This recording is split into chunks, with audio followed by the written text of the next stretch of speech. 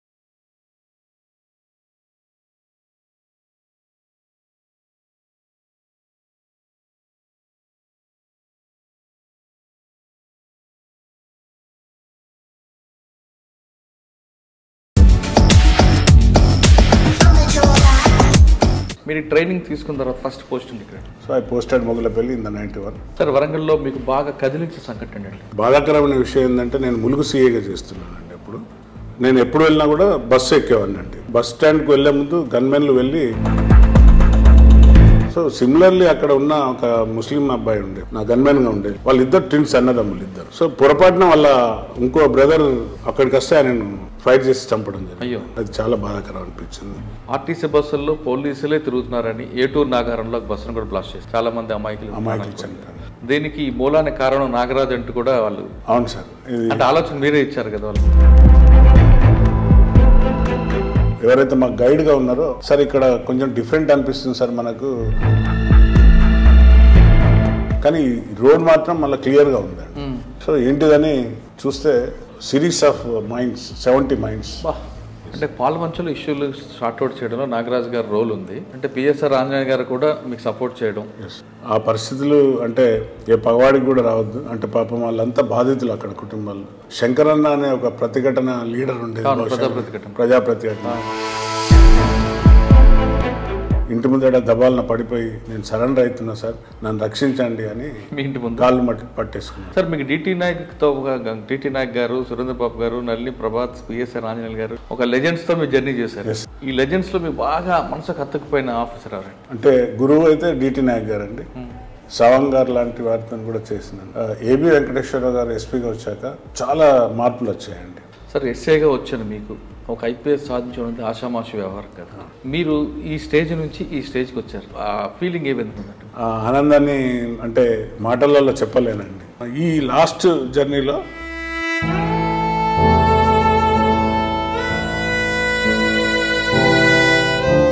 Sir మీరు చాలా హ్యాపీగా ఫీల్ అవుతున్నట్టున్నారు కదా. అది చాలా ప్రౌడ్ అండి. అది ఇంత కష్టపడ్డందుకు ఈరోజు మనకు ఫలం వచ్చింది. ఈ స్టేజ్లో మీ పేరెంట్స్ చూడలేదని బాధ ఎదురవుతుంటుంది. అది ఎప్పుడు వెన్నాడుతుంది. ఆ రోజు ఐపీఎస్ వచ్చిన రోజు మదర్ కానీ ఫాదర్ కానీ ఉంటే చాలా ఆనందం వేరే విధంగా ఉండేది. మా వైఫ్ కూడా బాగా సాక్రిఫైస్.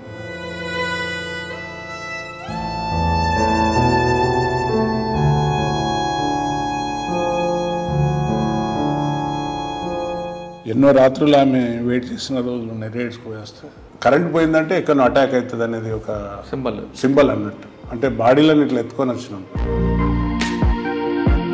నేను ఒకరోజు కూడా ఆమె అధైర్యం పడలేదు, నన్ను అధైర్యపరచలేదు. పోవాలి. ఐపీఎస్ వచ్చిన తర్వాత ఏమన్నారు? ఇవాళ మీరు వాటి ఫ్రూట్స్ తింటున్నారండి అన్నారు. ఇంతకంటే గొప్పది ఏముంటుంది మనకు? మీరు రిటైర్ అయిన తర్వాత ఏం చెప్పబోతున్నారు? అంటే ఇంకా తప్పనిసరిగా మీలో టచ్లో ఉంటా. Welcome to crime diaries. ఈ వారం మన గెస్ట్ పోలీస్ డిపార్ట్మెంట్లో ఎస్ఐగా వచ్చి ఐపీఎస్ సాధించిన ఒక గుడ్ ఆఫీసర్. పేరు కేఆర్ నాగరాజ్ గారు, commissioner of police Nizamabad. Nagaraj గారు ఐపీఎస్ సాధించడానికి రాత్రి అవ్వలేదు. ఆయన ఎన్నో కష్టాలు నష్టాలు ఎదుర్కొని ఈ స్థాయికి వచ్చారు. డిపార్ట్మెంట్లో ఆయన వచ్చే సమయానికి తెలంగాణ కాదు ఉమ్మడి ఆంధ్రప్రదేశ్లో నక్సల్స్ మూవ్మెంట్ చాలా తీవ్ర స్థాయిలో ఉండేది. ఇక వరంగల్ అంటే నక్సల్స్ హబ్ లాంటిది. ఆ ప్రాంతంలో ఎక్కువగా పనిచేశారు. ఆ పనిచేసే సమయంలో ఆయన కూడా 2-3 సార్లు బంధుపాత్రల నుంచి తప్పించుకున్నారు. అంటే ఆయన మీద కూడా దాడులు జరిగాయి. అటువంటి ఆఫీసర్ ఐపీఎస్ సాధించడానికి చాలా కష్టపడి ప్రస్తుతం నిజామాబాద్ జిల్లాలో ఉన్నారు. మావోయిస్ట్ ఎఫెక్టెడ్ ఏరియాలో పనిచేసిన ఆయన ఇప్పుడు మావోయిస్ట్ ఎఫెక్ట్ లేకపోయినా నిజామాబాద్ లాంటి జిల్లాల్లో క్రైమ్ ఏ విధంగా ఉంది, క్రైమ్ నేచర్ ఏ విధంగా ఉందని తెలుసుకోవడంతో పాటు ఆయన వచ్చేసరికి ట్రెడిషనల్ క్రైమ్ జరుగుతుండేది. తర్వాత వైట్ కాలర్ రెఫరెన్స్ వచ్చింది. ఇప్పుడు సైబర్ క్రైమ్ మారింది. ఈ మూడిట్లో ఉన్న తేడా ఏంటి? అప్పట్లో ప్రజలకి పోలీస్ అంటే భయం, దాంతోపాటు గౌరవం ఉండేది. ఇప్పుడు అసలు గౌరవం పక్కన పెడితే భయం అనేది కూడా లేకుండా పోయింది. ఈ సిచ్యువేషన్లో పోలీస్ డిపార్ట్మెంట్ రాబోయే కాలంలో ఏ విధంగా సమస్యలు ఎదుర్కొంటుంది? ప్రజలకి పోలీసుల మీద మరింత గౌరవం పెంచాలంటే పోలీసులు పనితీరు ఏ విధంగా ఉండాలి అనే విషయాల్ని సార్ నేను తెలుసుకుందాం. సార్ నమస్తే అండి. నమస్తే అండి. నాగరాజు గారు చెప్పండి. వరంగల్లో ఎప్పుడు ఏ ఇష్యూ జరిగినా నాగరాజు గారి పేరు ఎక్కువగా వినిపిస్తుంటుందండి. అవును సార్. మేజర్ ఇష్యూస్ ఉండేవి. అక్కడ కూడా 2-3 సార్లు ల్యాండ్ మైన్లో మీరు మిస్ అవ్వడం, మిమ్మల్ని టార్గెట్ చేసుకుంటేనే పెట్టడం, ఇవన్నీ జరుగుతుండేవి. మీరు 1989లో డిపార్ట్మెంట్కి వచ్చేసరికి మూమెంట్ పీక్ టైంలో ఉండేది. ప్రజలు కూడా పోలీస్ అంటే రెస్పెక్ట్ ఇచ్చే సిచ్యువేషన్ చూశారు. అంటే కొన్ని ఏరియాలో భయం ఉన్నా పోలీసు ఒక కానిస్టేబుల్ రోడ్డు మీద నిల్చుంటేనే కంట్రోల్ అయ్యే పరిస్థితి చూశారు. ఇప్పుడు ఫోర్స్ మొత్తం రోడ్డు మీద ఉన్నా ప్రజలకి లేకపోతే అంటే ప్రజల మార్పు రావడం అనేది సహజమే. కానీ ఈ సిచ్యువేషన్ రాబోయే కాలం ఏ విధంగా ఉండబోతుంది? మీరు ట్రెడిషనల్ క్రైమ్ చూశారు, తర్వాత వైట్ కాలర్ చూశారు, ఇప్పుడు సైబర్ క్రైమ్ అనేది విపరీతంగా పెరుగుతుంది. దీనివల్ల రాబోయే తరంలో ఎటువంటి సమస్యలు ఎదురవుతాయి? ప్రజలకి పోలీసు మధ్యన గ్యాప్ అనేది పెరగకుండా ఉండాలంటే ఏం చేయాలి? ఈ ప్రశ్నలకు సమాధానం చెప్పే ముందు నాగరాజు గారు యూనిఫామ్ ఎందుకు వేసుకున్నారు? వైట్ కాకి యూనిఫామ్ వేసుకున్న తర్వాత వరంగల్లో మీరు ఎదురైన ఘటనలు ఒకసారి చెప్పండి. Yes sir. మాది 1989 బ్యాచ్. ట్రైనింగ్ చేసి వరంగల్ జిల్లాకు అలాట్ కావడం జరిగింది. అంటే మీరు ట్రైనింగ్ కన్నా ముందు మీ నాన్నగారు కుటుంబం? మా నాన్నగారు కూడా పోలీస్ ఆఫీసర్ ఉండే. అది చెప్పాలి మనం. సో బేసికల్లీ నేను పోలీస్ ఫ్యామిలీ నుండి వచ్చాను. మా నాన్నగారు కూడా పోలీస్ ఆంధ్రప్రదేశ్, అప్పుడు ఉమ్మడి ఆంధ్రప్రదేశ్లో స్పెషల్ పోలీస్ ఫోర్స్ అనేది ఉండేది ఆంధ్రప్రదేశ్, ఏపీఎస్పీలో పనిచేసేవారు. సో బేసిక్గా వారి నుండి ఉనికిపించుకొని వచ్చిన కాబట్టి ఎక్కువ శాతం పోలీస్ కావడానికి ఛాన్సెస్ ఉండే. మరియు మా అన్నగారు కూడా మా అన్నగారు ఆర్మీలో ఉండే. సో వారు ఒక మంచి స్పోర్ట్స్ మ్యాన్ ఉండే. వారు కూడా మా నాన్నగారు కూడా ఫుట్బాల్ ప్లేయర్ ఉండే. సో ఇవన్నీ చూసుకున్నాక నేను కూడా హాకీ ఆడడం, తర్వాత నేషనల్ లెవెల్కు రిప్రజెంటేషన్ చేయడం, తద్వారా ఈ ఎస్ఐ జాబ్ రావడం, ఇదంతా నాకు ఒక అనుభూతితో కూడుకున్న ఫిట్నెస్గా భావించి నేను. నేటివ్ ప్లేస్ యాక్చువల్లీ నాన్నగారిది తమిళనాడు అండి. బట్ ఇక్కడ వచ్చి వారు ఇక్కడనే ఉండి కరీంనగర్లో కోరపల్లి అనే జమ్మికుంట విలేజ్లో, జమ్మికుంట మండల్ కోరపల్లి గ్రామంలో మా అమ్మగారిది నేటివ్ ప్లేస్ అండి. అక్కడ నుండి మా అమ్మగారిని వారు అప్పుడు 60స్లో, అంటే బిఫోర్ 60s, అంటే నా డేట్ ఆఫ్ బర్త్ 63, వారు అప్పుడు మ్యారేజ్ చేసుకున్నారు. సో వారు కూడా ఇక్కడనే స్థిరపడ్డారు. నా నేటివ్ ప్లేస్ జమ్మికుంట కరీంనగర్, పాత కరీంనగర్ అవుట్లో. నేను చదివిందంతా కూడా వరంగల్లోనే. బట్ ఫార్చునేట్గా నేను నేటివ్ ప్లేస్ జమ్మికుంట కరీంనగర్ మండలం, కరీంనగర్ డిస్టిక్ అని రాసేసరికి ఐ వాజ్ అలాటెడ్, మళ్ళీ వరంగల్కి అలాట్ కావడం జరిగింది. అంతా మీ పేరు అందుకే నాగరాజన్ అంటున్నారు. అక్కడ మా హెడ్ మాస్టర్ గారు యాక్చువల్లీ నాగరాజు అని ఉంటే వారికి పలకరాకపోయేది. ముస్లిం హెడ్ మాస్టర్ ఉండే, నాగరాజు అని పిలవటంతో దాంతో నా పేరు నాగరాజుగా మారిపోయింది. మెమ్మలో కూడా నాగరాజు అని వచ్చేసింది. అలీబేగ్ సార్ అనేవారు హెడ్ మాస్టర్గా ఉండేవారు. కొంచెం ఉచ్చారణ తెలుగు, తమిళ్ స్లాంట్లో ఉండేవారికి వారు జూవగా మార్చేశారు, నాగరాజు అయిపోయిందని. అప్పటి నుండి నాగరాజుగానే గుర్తింపు పొందినాను. సార్ మీ బ్యాచ్ 89 అనేది చాలా పెద్ద బ్యాచ్, చాలా క్రీమ్ టీమ్ ఉండేది. రద్దం ప్రభాకర్ గారు సెలక్షన్లో వచ్చారు. 89 బ్యాచ్ అనగానే ఒక షీల్డ్ కనిపిస్తుంటుంది, ఆ మార్కే ఉంటుంది. మీరు ట్రైనింగ్ తీసుకున్న తర్వాత ఫస్ట్ పోస్టింగ్ ఇక్కడ? ఫస్ట్ పోస్టింగ్ నాకు ట్రైనింగ్ పూర్తి చేసుకొని కంప్లీట్ అయినాక ఫస్ట్ నాకు నెక్కొండ ఇచ్చారండి. నెక్కొండలో జాయిన్ అయిన ఒక 1 మంత్లో నాకు జాండీస్ అయ్యి సివియర్గా ఐ వాస్ బెడ్ రిటర్న్ అయినాను. అప్పుడు కొన్ని రోజులు రెస్ట్ చేశాక అప్పుడు కోటేశ్వరరావు ఎస్పీ గారు ఉండే, చిత్తూరు కోటేశ్వరరావు కోటేశ్వరరావు గారు. సో సార్ నేను ఇట్లా సిక్ అయిపోయాను, మళ్ళీ గూడూరుకు వెళ్ళాను అంటే, సరే టైమింగ్గా మీరు యూనివర్సిటీ పోలీస్ స్టేషన్లో ఉండండి అని నాకు అక్కడ అటాచ్ చేశాక ఒకానొక సందర్భంగా మళ్ళీ మన పోలీస్ మీట్ అయింది. పోలీస్ మీట్లో మేము గుంటూరు అనుకుంటా వెళ్ళి అక్కడ హాకీలో విన్నర్ కప్ గెలుచుకొని వచ్చినాం పోలీస్ టీం నుండి.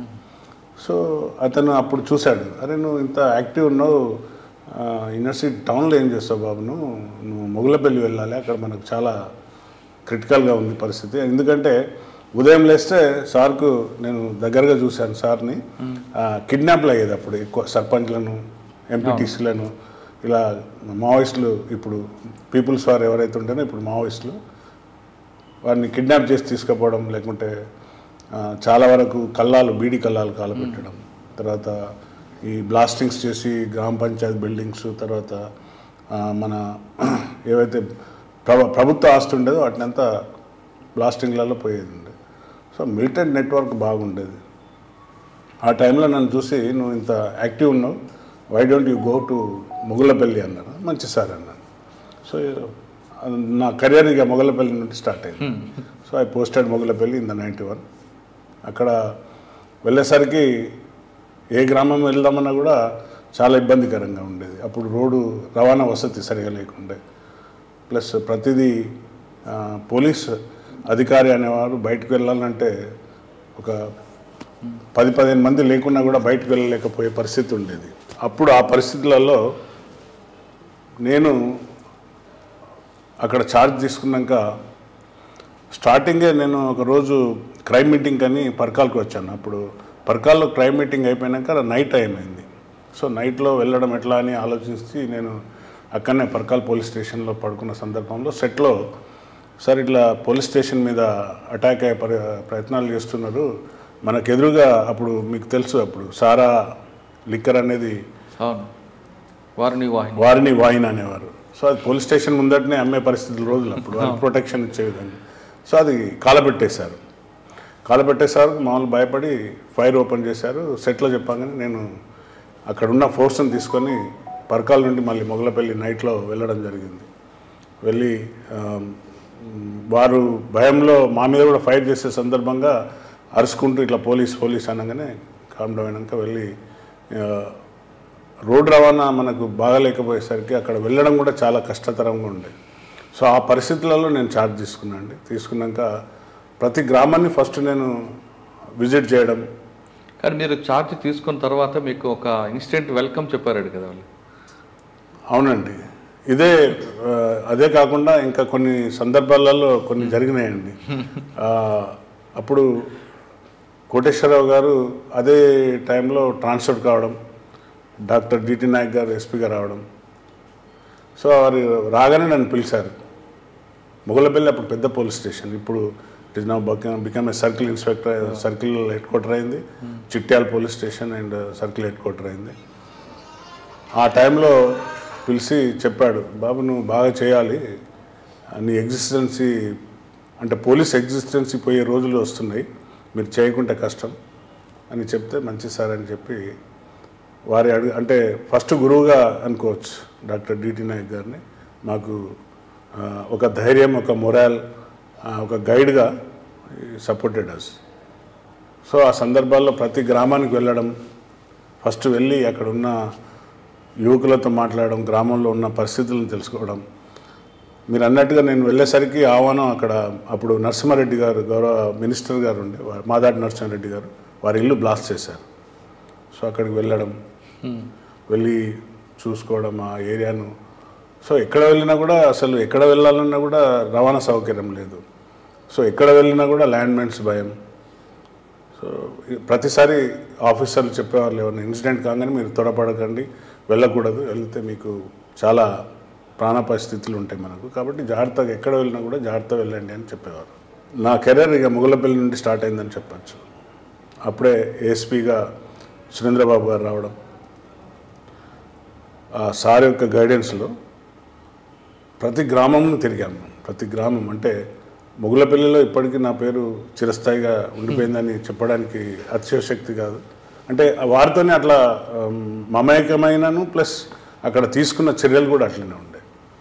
సో ప్రతి గ్రామంలో మిలిటెంట్ ఎక్కడ వెళ్ళినా గ్రామంలో ప్రజా కమిటీ వాళ్ళ ఎన్నో కమిటీస్ ఉండేది.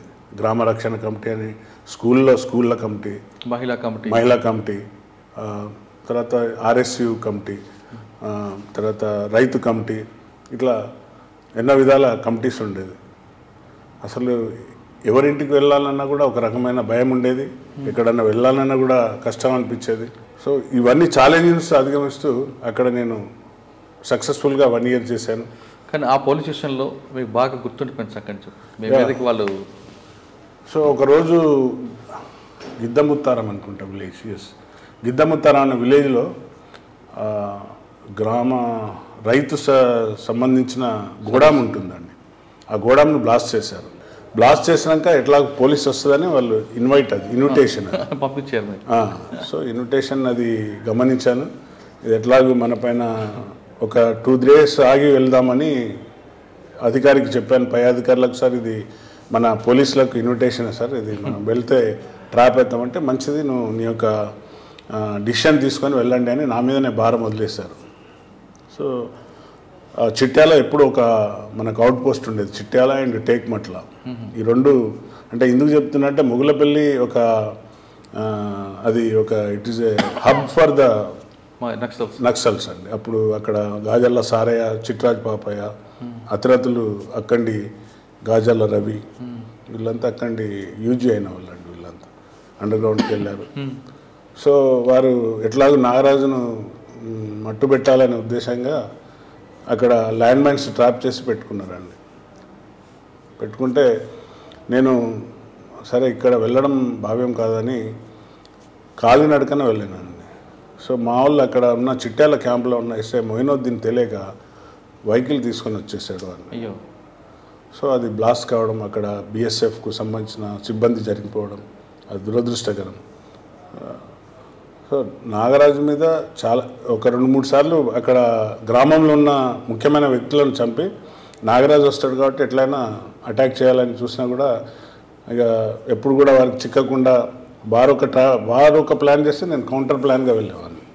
సో ఇక నక్కజిత్తులోడు నాగరాజు అని నా పైన పాట కూడా కట్టారండి. నక్కజిత్తులు నాగరాజు మాయల ఫకీర్ వేషంలో వస్తాడు, మనుషులను మాయం చేస్తాడు అని నా పైన పెద్దగా ఒక గేయ రచన కూడా కట్టారు. సో ఈ తరుణంలో నా మీద దాడులు జరుగుతుంటే డీటీ నాయక్ గారు పిలిచాడు, ఈ కుర్రని అక్కడ ఉంచితే బాగుంటుంది, ఇబ్బంది అవుతుంది అని. ఓవర్ నైట్లో నన్ను ట్రాన్స్ఫర్ చేసి అప్పుడే ఓఎస్డీగా మన సురేంద్రబాబు సార్ ఏఎస్పీ నుండి ఓఎస్డీగా ప్రమోషన్ రావడం. సో జిల్లాలో ప్రప్రదంగా పెట్టింది స్పెషల్ పార్టీ నాగరాజు అండి. సో నాగరాజు టీం ఎప్పుడైతే ఫామ్ అయిందో ప్రతి గ్రామానికి వెళ్ళి మనం ఇన్ఫర్మేషన్ తేవడం, ఇంపార్టెంట్ మిలిటెంట్స్ను ఐడెంటిఫై చేయడం, అందరినీ పికప్ చేయడం, ఇవన్నీ చేసి ఒక స్టేజ్లో మొత్తం మిలిటెంట్లంతా లారీలలో వచ్చి సరెండర్ అయిపోయారండి. మొత్తం లారీలలో డీటీ నాయక్ గారి దగ్గర, సురేంద్రబాబు దగ్గర. నాగరాజు అంటే కష్టం, ఇక మనం తట్టుకోలేమని లారీలు మాట్లాడుకొని గ్రామాలు కదిలి వచ్చేసి అందరు సరెండర్ అయ్యారండి. అప్పుడు డీటీ నాయక్ గారు సర్ప్రైజ్ అయిపోయారు, సురేంద్రబాబు గారు డీటీ నాయక్ ఇంపాక్ట్ ఎట్లా ఉంది. సో అది చాలా పెద్ద దెబ్బ తాకింది వారికి, గాజాల పార్టీకి. అక్కడ దానికే కాకుండా మనకు ఆ గోదావరి ఒడ్డు ఉండేది, ఆ చుట్టుపక్కల గ్రామాలలో కూడా బాగా ఇంపాక్ట్ అయింది. సో అక్కడ వాళ్ళకు షెల్టర్ లేకుండా పోయింది. సో గాజల్ల వాళ్ళ ఫ్యామిలీ చాలా పెద్ద ఎత్తున అప్పుడు వాళ్ళు అక్కడ ఊర్లలో వాళ్ళకి చాలా స్ట్రాంగ్ హోల్డ్ ఉండే మిలిటెంట్ల పైన, గ్రామాల కమిటీలు వేసే దాంట్లో. సో ఆ కమిటీలన్నీ బ్రేక్ అయిపోయినాయి. దాంతో అక్కడ నాకు సక్సెస్ అక్కడి నుండి స్టార్ట్ అయిందండి, వరంగల్. సార్ ఇంతమంది మిలిటెంట్లు అందరూ కూడా అంటే పార్టీగా ఆయిపట్ లాంటి మిలిటెంట్ వ్యవస్థను మీరు పూర్తిగా నిర్వీర్యం చేశారు.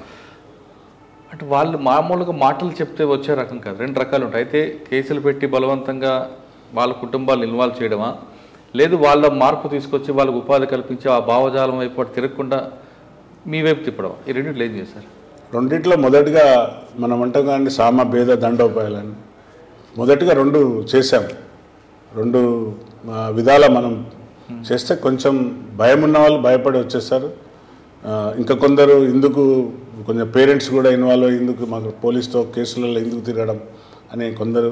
తర్వాత 3వ ఎప్పుడైతే కొన్ని విషయాలలో నేను ఆఫీసర్తో సీనియర్ ఆఫీసర్తో ఏకీభవించక వీరితో మనం వారి ఫ్యామిలీతో మనం మంచిగా ఉండే ఉద్దేశం ప్రయత్నం చేద్దామని అప్పటి నుండి నేను ఎవరైతే ఈ యూజీ అయిన ఫ్యామిలీస్తోని వారి ఇంటికి వెళ్ళడం, వారికి ఏమైనా నీడ్స్ చిన్న స్మాల్ నీడ్స్ అప్పుడు ఉన్న పరిస్థితులలో బియ్యం లేకుంటే బట్టలు లాంటి యూత్కు వాలీబాల్ కిట్స్ ఇవన్నీ పై అధికారుల నుండి సమకూర్చి తీసుకుపోయి ఇవ్వడం.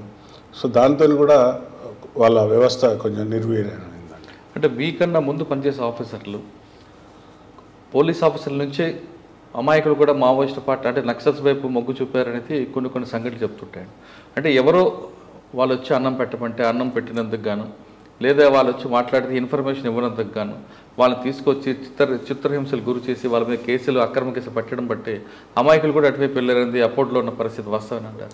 అప్పట్లో కొంచెం అలాంటి వచ్చాయండి. అది కూడా మనం అగ్రి కావాలి. ఎందుకంటే ఆ సందర్భాలలో కొందరు ఆ గ్రామాలలో ఉన్న పరిస్థితులలో కొంచెం రాజకీయంగా కానివ్వండి అప్పుడప్పుడే రాజకీయంగా ఎదుగుతున్న స్టేజ్ అది. సో కొంచెం అక్కడున్న దొరలకు వీళ్ళు ఎదురు తిరగడం, వారితో వాళ్ళు వారి యొక్క ఏదైతే కొన్ని విషయాలలో ఏకీభవించకపోవడం, దానివల్ల వారి పేర్లను బలవంతంగా కూడా పెట్టి పోలీస్ స్టేషన్లో తీసుకొచ్చి కొట్టడం జరిగింది. తప్పుడు కేసులు పెట్టిండ్రు అనేది కూడా అప్పుడు ఈ మాటలు వచ్చినాయండి. అంటే నేను ఎప్పుడైతే వాళ్ళతో ఇంటరాక్ట్ అయ్యానో వారు చెప్పే విషయాల ద్వారా తెలిసింది. సార్ నేను రాజకీయ పలానా దొరను నేను ఎదుర్కొన్నా కాబట్టి నా మీద బలవంతంగా కేసు పెట్టిండ్రనను, లేకుంటే మేము నిలబడి అందరం కలిసి మాకు రోడ్లు వేయాలి, లేక ఇల్లు కట్టాలి, కరెంట్ లేదు, ఇలాంటి కొన్ని క్వశ్చన్లు అడిగినందుకు మా పైన కూడా నక్సల్ అనే ముద్ర వేసిండ్రు అనేది. ఇంకా కొన్ని ఇట్లా ABCD అనే కొన్ని మేము కూడా అప్పుడు వర్గీకరించామండి. ఏ కేటగిరీ అంటే టోటల్గా అతనే వాలంటరీగా పార్టీకి పనిచేసేవాళ్ళు, B అంటే షెల్టర్స్ ఇవ్వడము లాంటివి చేయడము, CD అంటే అన్నం భయపానికి లేకుంటే ఇంకేదో పోస్టర్స్ చేయడం, ఇలాంటి అప్పుడు కూడా మేము కేటగరైజ్ చేసాము ABCD అని ఉన్న గ్రామాలలో ఉన్న మిలిటెంట్ వ్యవస్థను. సో వాటిపైన మీరు అన్న వర్డ్ను I have to agree. Okay sir, మీరు DT నాయక్ గారు సురేంద్ర బాబు గారి దగ్గర పనిచేశారు. ఎస్. కొంతకాలం DT నాయక్ గారికి హెల్త్ బాగోకపోవడంతో ఆయన సిక్ అవడంతో సురేంద్ర బాబు గారు నాగరాజు గారే పూర్తిగా వరంగల్ జిల్లాని శాసించారని మాట ఉందండి. ఎందుకంటే ద గ్రేట్ ఆఫీసర్స్ పోతారు. ఎందుకంటే ఒక అధికారి ప్రాణాలు కూడా పోవద్దనే లక్ష్యంతో పనిచేశారు వాళ్ళు. అంటే ఒక పోలీస్ అధికారికి కూడా, అంటే ఈవెన్ హోంగార్డ్ ఆఫీసర్ నుండి కూడా కానిస్టేబుల్ కూడా ఎవరు కూడా ప్రాణహాని కలగకుండా వారిని రక్షించే విధంగా వారికి ఎలాంటి సంఘటన వచ్చినా కూడా మేము ఉన్నామనే ధైర్యంతో వాళ్ళు ఉన్నారు కాబట్టి వారి పేరు ఇప్పటికీ చిరస్థాయిగా ఉన్నదండి. వరంగల్లో మీకు ఇంకా బాగా గుర్తున్న సంఘటన చెప్పండి. బాగా గుర్తున్న సంఘటన ఎక్స్చేంజ్ ఆఫ్ ఫైర్లు కూడా అవునండి. నేను ఈవెన్ మొగలపల్లి ఎస్ఐగా ఉన్నప్పుడే ఒకసారి సడన్గా నేను ఒక వెహికల్ వస్తే దాంట్లో, అందుకే నేను మాయల ఫకీరు ఇట్లా వేషాలలో వస్తాడని అంటారు.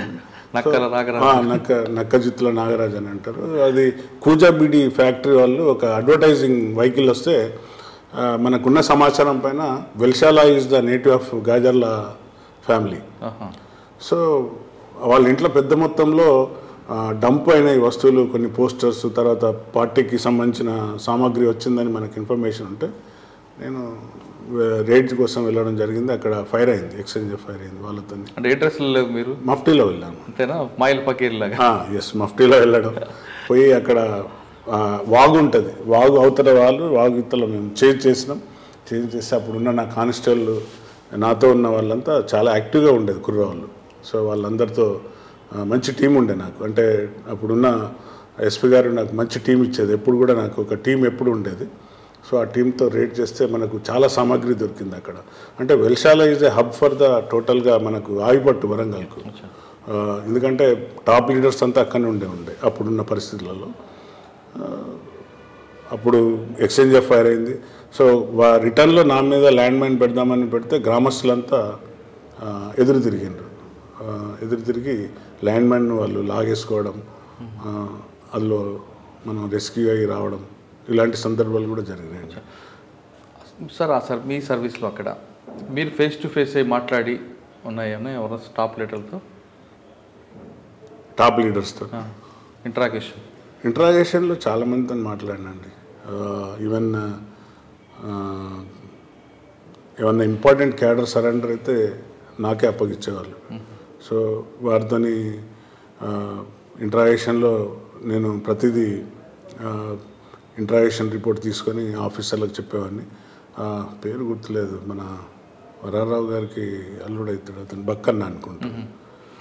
బక్కన్ననే. అతని ఇంట్రాగేషన్ అంతా నేను చేయడం. కానీ మీరు గాజర్ల రవి కుటుంబానికి సంబంధం గాజర్ల అశోక్ కానీ వాళ్ళు ఎవరిని ట్రాక్ చేయలేదా? ట్రాక్ చేశానండి. వాళ్ళు చాలా సందర్భాల్లో వారితో నాకు ముఖాముఖిగా సందర్భాలు కూడా ఏర్పడ్డాయండి. అంటే వాళ్ళు నా మీద ఒక అభియోగం కూడా చేశారు, నేను వాళ్ళ ఇల్లును ధ్వంసం చేశానని, వాళ్ళ పంటలు నష్టం చేసినానని, ఇట్లా ఈ విధంగా కొన్ని తప్పుడు అభియోగాలు కూడా మోపారండి. కానీ వరంగల్లో ఒకసారి గాజర్ల అశోక్ మీరు పక్కనే బస్సులో సీట్లో కలిసి వెళ్ళారట కదా, మీరు గుర్తుపట్టలేదని అంటారు? లేదండి, అట్లా సందర్భాలు లేదు. నేను బాగా గుర్తుపడతాను వాళ్ళను. నాగరాజు పేరు చెప్తే సహజంగా దగ్గర రావడం కాదు కదా, ఒక 10 కిలోమీటర్ల దూరం ఉండాలని ఆలోచించట్లేదు అంటారు వాళ్ళు. లేదండి, అది ఉట్టిదే. అది నాగరాజు ఉన్నాడంటే ఆ గ్రామంలో కానివ్వండి, లేకుంటే పక్కకు కానీ ఎవరు కూడా రావడానికి ఎలా తీసుకొచ్చారండి? అంటే బేసిక్గా ఏదైనా టార్గెట్ చేసుకుంటే ఏమైనా చేయాలి అనుకుంటే ఆ తపనతోని ఇది చేయగలిగితేనే మనకు గుర్తింపు వస్తుంది. అంటే ఇది చేస్తే సమాజానికి మేలయ్యే విధంగానే పనిచేసాను తప్ప ఎవరికో నష్టం జరగాలని ఏ రోజు కూడా ఆలోచించారు. కరెక్ట్, మీరు ఆ జోషు ఆ ప్యాషన్తో వెళ్ళారు. కానీ మీకు రిస్క్ అవుతున్నప్పుడు మీరు అంత రిస్క్ అప్పుడు అసలు ఆలోచన లేదండి.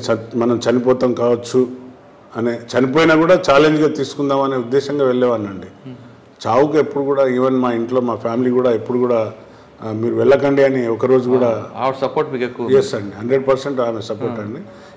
అంటే మిడ్ నైట్లో ఫోన్, అప్పుడు ల్యాండ్ ఫోన్సే కానీ, మిడ్ నైట్ ఫోన్ వచ్చిందంటే వెళ్తున్నా అంటే ఎందుకు వెళ్తున్నారు ఆగమని ఒకరోజు కూడా సందర్భం లేదండి. ఆవిడ సపోర్ట్ ఉంది కాబట్టి మీరు ఇంకా ముందుకు వెళ్ళగలిగినాను. లేదంటే చాలా మంది మనకెందుకు ఉద్యోగం, ఆ సందర్భాలు కూడా డిస్కషన్లో మా ఫ్యామిలీ నేను మా ఆవిడ మాట్లాడుకున్న సందర్భాలు కూడా ఉన్నాయి. అరే పలానా వాళ్ళు ఆవిడ వచ్చి నాతో చెప్తుందండి, మీరు ఎందుకు పోతున్నారు ఇంత అని అడుగుతున్నారు, మీ సార్ని ఆపరా మీరు అని ఈ విధంగా కూడా క్వశ్చన్లు చేసిన రోజులు ఉన్నాయండి. సో చెప్పాను వారికి, లేదమ్మా వాళ్ళు అట్లనే చెప్తారు, మనం డిమోరలైజ్ కాకూడదు, మనం చేస్తున్నది మనం చేయాలి, మనం వెనుకకు అడిగేస్తే మనకే నష్టం అని. సో నేను థ్రెట్ ఉన్నా అని చెప్పి నాకు థ్రెట్ ఉందని ఆఫీసర్లు ఎప్పుడు కూడా నన్ను హెడ్ క్వార్టర్లో లేకుంటే గార్డ్లో ఉండేవాడిని అండి. సార్ వరంగల్లో మీకు బాగా కదిలించిన సంఘటన అండి? కదిలించిన సంఘటన అంటే అండి మీకు బాగా మనసుకి ఇప్పటికీ చాలా అంటే బాధాకరమైన విషయం ఏంటంటే నేను ములుగు సీఏగా చేస్తున్నానండి. అప్పుడు బహుశా 92 అనుకుంటా, 2000 మధ్యన 99-2000 మధ్యన నేను సీఏగా ఉన్నా అండి. నేను ఎప్పుడు కూడా ఫ్యామిలీతో ట్రావెల్ చేయడం కానివ్వండి, లేకుంటే సినిమాలకు వెళ్ళడం కానీ, ఎస్ఐ అయినప్పటి నుండి వారితో ఎప్పుడు కూడా లైఫ్లో వాళ్ళతో పిక్చర్ వెళ్ళడం అట్లా చేయలేదండి.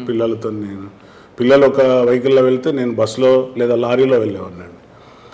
నేను సీఏగా ఉన్న రోజులలో నేను ఎప్పుడు వెళ్ళినా కూడా బస్సు ఎక్కేవాడినండి. సో నేను బస్ స్టాండ్కి వెళ్ళే ముందు గన్మెన్లు వెళ్ళి ఒకసారి బస్ స్టాండ్ అంతా చూడడం, షాప్ల కాడ ఉన్న వాళ్ళను పలకరించడం, చెక్ చేయడం చేసేవాళ్ళు. సో సిమిలర్లీ అక్కడ ఉన్న ఒక ముస్లిం అబ్బాయి ఉండే, పేరు నా గన్మెన్గా ఉండే లాయక్ గారు నేమ్ మర్చిపోయాను. వాళ్ళిద్దరు ట్విన్స్, అన్నదమ్ములు ఇద్దరు. సో పొరపాటున వాళ్ళ ఇంకో బ్రదర్ అక్కడికి వస్తే ఆయనను ఫైట్ చేసి చంపడం జరిగింది. అతని పైన కార్బన్తో ఒక బుల్లెట్ల వర్షం కూడా. గన్మెన్ అనుకున్నాను. ఇక నాగరాజు బయటకు వస్తున్నాడు అనుకొని వాళ్ళు అక్కడ పొంచి ఉన్నారు. సో ఈ కుర్రోడు అప్పుడే వాళ్ళ బ్రదర్ మెడికల్ డిపార్ట్మెంట్లో పనిచేస్తాడు. ట్విన్స్ ఇద్దరు సిమిలర్గా ఉంటారు. సో ఆ కుర్రోడిని దాడి చేయడం, ఆ పిల్లాడు పాపం చనిపోవడం, అది చాలా బాధాకరం అనిపించింది. దానికి రిటాలియేషన్ ఉన్నాయండి. మరి తప్పనిసరిగా యాక్షన్కు రియాక్షన్ ఉండేవాడిని అండి, ఎప్పుడు కూడా వెనకాడలేదు. ఆ రిటాలియేషన్లో బంపింగా లేదా రియల్ ఎన్కౌంటర్స్ అండి? లేదండి, రియల్ ఫైరింగే. ఇప్పుడు కూడా ఎదురుకాల్పులు అయినాయి తప్ప బంపింగ్ అనేది చాలా తప్పు ఆలోచనలు. ఇప్పుడు నేను 2-3 సందర్భాలలో లైవ్ చేసినా కూడా ప్రజానాయక వాళ్ళు ఇది ఎన్కౌంటర్ కాదు, ఫేక్ ఎన్కౌంటర్, ఇది ఎదురుకాల్పులు కాదు, తీసుకెళ్ళి కాల్ చేసిన సందర్భాలు ఇవి ఎప్పుడు కూడా ఎదుర్కొన్నామండి. చాలా ఫేస్ చేసినాం. నా పైన కోర్టులో కూడా చాలా కేసులు వేయడం, పౌరాక నాయకులు నా పైన. ఇప్పుడు నాగరాజ్తో మాకు ప్రాణభయం ఉన్నదని కూడా హైకోర్టులో రిట్ వేసిన సందర్భాలు ఉన్నాయి. ఓకే సార్, వరంగల్లో మీకు బాగా మనసుకి కదిలించాకని చెప్తారు. అదేవిధంగా వరంగల్లో మీకు బాగా గుర్తుండిపోయి ఈరోజు కూడా ఆ ప్రాబ్లం సాల్వ్ అయిందంటే నా వల్లే అన్నది ఏమైనా గుర్తుందా? అంటే నక్సల్ పరంగా తీసుకుందామండి, ఏదైనా పర్లేదు. అంటే నాకు హార్ట్ టచింగ్ అంటే మా బాధిత కుటుంబాలు ఏదైతున్నారో పోలీస్ అధికారులు, పిల్లలు, ఫ్యామిలీస్ చాలామంది పాపం ఎడ్యుకేషన్ తక్కువ ఉండి అటెండర్ పోస్టులలో అక్కడిక్కడ ఉండేవాళ్ళు అండి. సో అప్పుడు ఎస్పీగా నల్ని ప్రభాత్ గారు అనుకుంటా ఉన్నారు. ఒకసారి ఎప్పుడు కూడా అమర దిన సందర్భంలో వారితో ఇంటరాక్ట్ కావడం, వారితో మాట్లాడడం చేసినప్పుడు వాళ్ళు చాలామంది ఏడ్చుకుంటూ చెప్పారండి, ఇట్లా మేము అంతా సరిగా జాబ్స్ ఇట్లా ఉన్నాయి మాకు పరిస్థితులు. అంటే ఎస్పీ గారు పిలిచి ఎట్లా చేద్దాం ఇది అంటే, సార్ వీళ్ళను ప్రైవేట్ ఎగ్జామ్స్ రాపించి వీరికి ఒక మినిమం జూనియర్ అసిస్టెంట్ స్కేల్లో పోయే విధంగా ఈ అటెండర్ పోస్ట్ కాకుండా అని చాలామంది ఫ్యామిలీస్ను మనం ఎగ్జామ్స్ రాపించడం, వారికి సహాయంగా చేయడం, అది నాకు ప్లస్ వాళ్ళకు హౌస్ ఫ్లాట్స్ లేకపోతే వాటి పైన కూడా చేసి వారికి హౌస్ ఫ్లాటింగ్ చేపించడం, ఇలాంటి సందర్భాలు నాకు మర్చిపోలేనండి. ఓకే, నళిని ప్రభాత్ గారి టైంలో మీకు పోటీగా ఆయన కూడా ఒంటరిగా వెళ్ళి వాళ్ళని వీళ్ళని ఎత్తుకొచ్చేవారు కదా, కంటికి ఉంటామని వెళ్ళి చేసేవారు సార్. బట్ నా సాయం లేకుండా ఎవరు కూడా చేయలేదు. ఒకసారి ఇప్పుడు సింగిల్గా వెళ్ళి ఒక మహిళా మావోయిస్ట్ని పట్టుకొచ్చారట కదండి? లేదండి, నేను ఉన్నాను సార్. ఇప్పుడు నా పరిస్థితి ఎట్లుండేదండి అంటే, నేను ఎస్ఐగా ఉన్నప్పటి నుండి కూడా ఒక ఎస్పీ ట్రాన్స్ఫర్ అయిపోతున్నారంటే మళ్ళీ వచ్చే ఎస్పీకి చెప్పేవారు నా కోసం ఫీడ్బ్యాక్, నాగరాజు ఉన్నాడు నీకు రైట్ హ్యాండ్, అంటే ఈ జిల్లాలో ఎలాంటి సమాచారం రావాలన్నా ఎలాంటి చేయాలన్నా కూడా Nagaraju is the right person. So అంటే ఇక నేను ఎక్కువ పోస్టింగ్స్ ఎప్పుడు కూడా చేయలేదండి. ఇంకో మీకు లైవ్ ఎగ్జాంపుల్ చెప్పాలంటే, నేను పర్కాల్ ఎస్ఐగా కొత్తగా ఛార్జ్ తీసుకున్నాను ఇన్ ద 95 అనుకుంటా. అప్పుడే జయపాల్ రెడ్డి గారని మాదాడి నరసింహారెడ్డి గారి వాళ్ళ రిలేటివ్ ఈజ్ ఎ డాక్టర్ పర్కాల్లో, వారి దగ్గర వెపన్ ఎత్తుకపోవడం, తర్వాత హాస్టల్ పక్కకు బిఎస్ఎఫ్ హాస్టల్ బ్లాస్ట్ చేయడం, ఇవన్నీ జరిగాయండి. నేను ఛార్జ్ తీసుకున్న అంటే నేను ఎక్కడ వెళ్ళినా కూడా ఒక సెన్సేషన్ అయ్యేది. నేను రావడం, వాళ్ళు నా మీద దాడికి లేకుంటే నేనేదో చేస్తా అనేది కౌంటర్కు ప్రతి కౌంటర్ ఉండేదండి. సో ఆ టీంనంతా 2 వీలర్స్ మీద నాకు ఒక పార్టీ ఉండేది ఎప్పుడు కూడా. నేను ఎప్పుడు కూడా 2 వీలర్ వెళ్ళారంటే బయటకు వెళ్తున్నాడంటే ప్రెస్ వాళ్ళంతా నా వెనకాల ఏదో జరుగుతుంది ఇవాళ అనే విధంగా ఉండేవాళ్ళండి. సో ఎవరైతే ఈ దాడులు చేశారో వాళ్ళని మనం ఇద్దరికి మాకు మా పైన గ్రెనేడ్ వేయడం, గ్రెనేడ్స్ త్రో చేయడం, ఎదురెదురు ఫైరింగ్లో చనిపోయిందండి వాళ్ళు. So that is the most, మీరు అన్నారు కదా బిఎస్ఎఫ్ వాళ్ళు మొత్తం చనిపోయేవాళ్ళండి. వాళ్ళు హాస్టల్లో ఉన్నారు, ఆ పక్కకు తెచ్చి బకెట్ పెట్టేశాడు. ఆ బకెట్ బ్లాస్ట్ అయ్యి యాక్చువల్లీ ఆ పోర్షన్ ఏమైందంటే ఆ వేవ్స్కి అది ఆపోజిట్ వెళ్ళింది కానీ ఈ బిల్డింగ్ సైడ్ రాలేదండి. సో ఇలాంటి సందర్భాలు, ఒక లాకప్ డెత్ అయింది. ఆ లాకప్ డెత్ కూడా నేనే చేసినాను. నా మీద ఈ ఎవరైతే బాధితుల కుటుంబాలు ఉంటాయో మావోయిస్టులలో, నక్సల్లో, ఆ మిలిటెంట్ ఏదైతే ఉంటారో, ఆ భావజాలాలు ఉంటారో వాళ్ళంతా వచ్చి పోలీస్ స్టేషన్ మీద దాడి చేయడం, అప్పుడు పెద్ద ఎత్తున గొడవ అయిందండి. ఏ పోలీస్ స్టేషన్? పర్కాల్లో. సార్, నాగరాజు గారు బస్సులో తిరుగుతారు కాబట్టి నాగరాజు గారిని చూసి మరికొందరు ఆర్టీసీ బస్సుల్లో పోలీసులే తిరుగుతున్నారని ఏటూరు నాగారంలో బస్సును కూడా బ్లాస్ట్ చేశారు. ఎస్ సార్, చాలామంది అమాయకులు. దానికి వాళ్ళు క్షమాపణ చెప్తూనే దీనికి మూలానికి కారణం నాగరాజు అంటూ కూడా వాళ్ళు. అవును సార్, అంటే ఆలోచన మీరే ఇచ్చారు కదా వాళ్ళకి. అంటే సార్ ఎలా ఉండేదంటే సార్, ఎట్టి పరిస్థితుల్లో కూడా మన తోటి కానిస్టేబుల్కి హాని కలగకుండా చూడాలని ఎవరిని కూడా అంటే ఆ విధంగా మోటివేట్ చేసి బస్సులో ప్రయాణం మనకు సేఫ్ ప్రయాణం, ప్రజలతో వెళ్ళడం. సో ప్రజలలో మనం ఉండాలి అనే ఉద్దేశంగా ప్రజలతోని బస్సులో వెళ్ళడం జరిగేది సార్ ఎప్పుడు కూడా. ఆ దురదృష్ట సంఘటన మీకు తెలుసు, బాధాకరం. పాపం సివిలియన్స్ చాలామంది చనిపోయిన దానిలో. అదే కాకుండా ఈవెన్ నేను వస్తా అని చెప్పి ఆర్ఎస్ ప్రవీణ్ కుమార్ గారు ఓఎస్డీగా ఉండే ఒక అందుకు తండ అనుకుంటా కాదు, సారీ అందుకు తండ కోసం మోరంచ 70 ల్యాండ్ మైన్స్ పెట్టారు. నాగరాజు వస్తాడు ఎట్లాగూ, ఇలా వస్తే వెళ్ళిపోకు అంటే ఈ జోన్లో వస్తే వాడు తిరిగిపోవద్దనే ఉద్దేశంగా ఒక 70 ల్యాండ్ మైన్స్ పెట్టారండి. సో ఫార్చునేట్గా మేము ఆ రోజు వెళ్తున్నాం.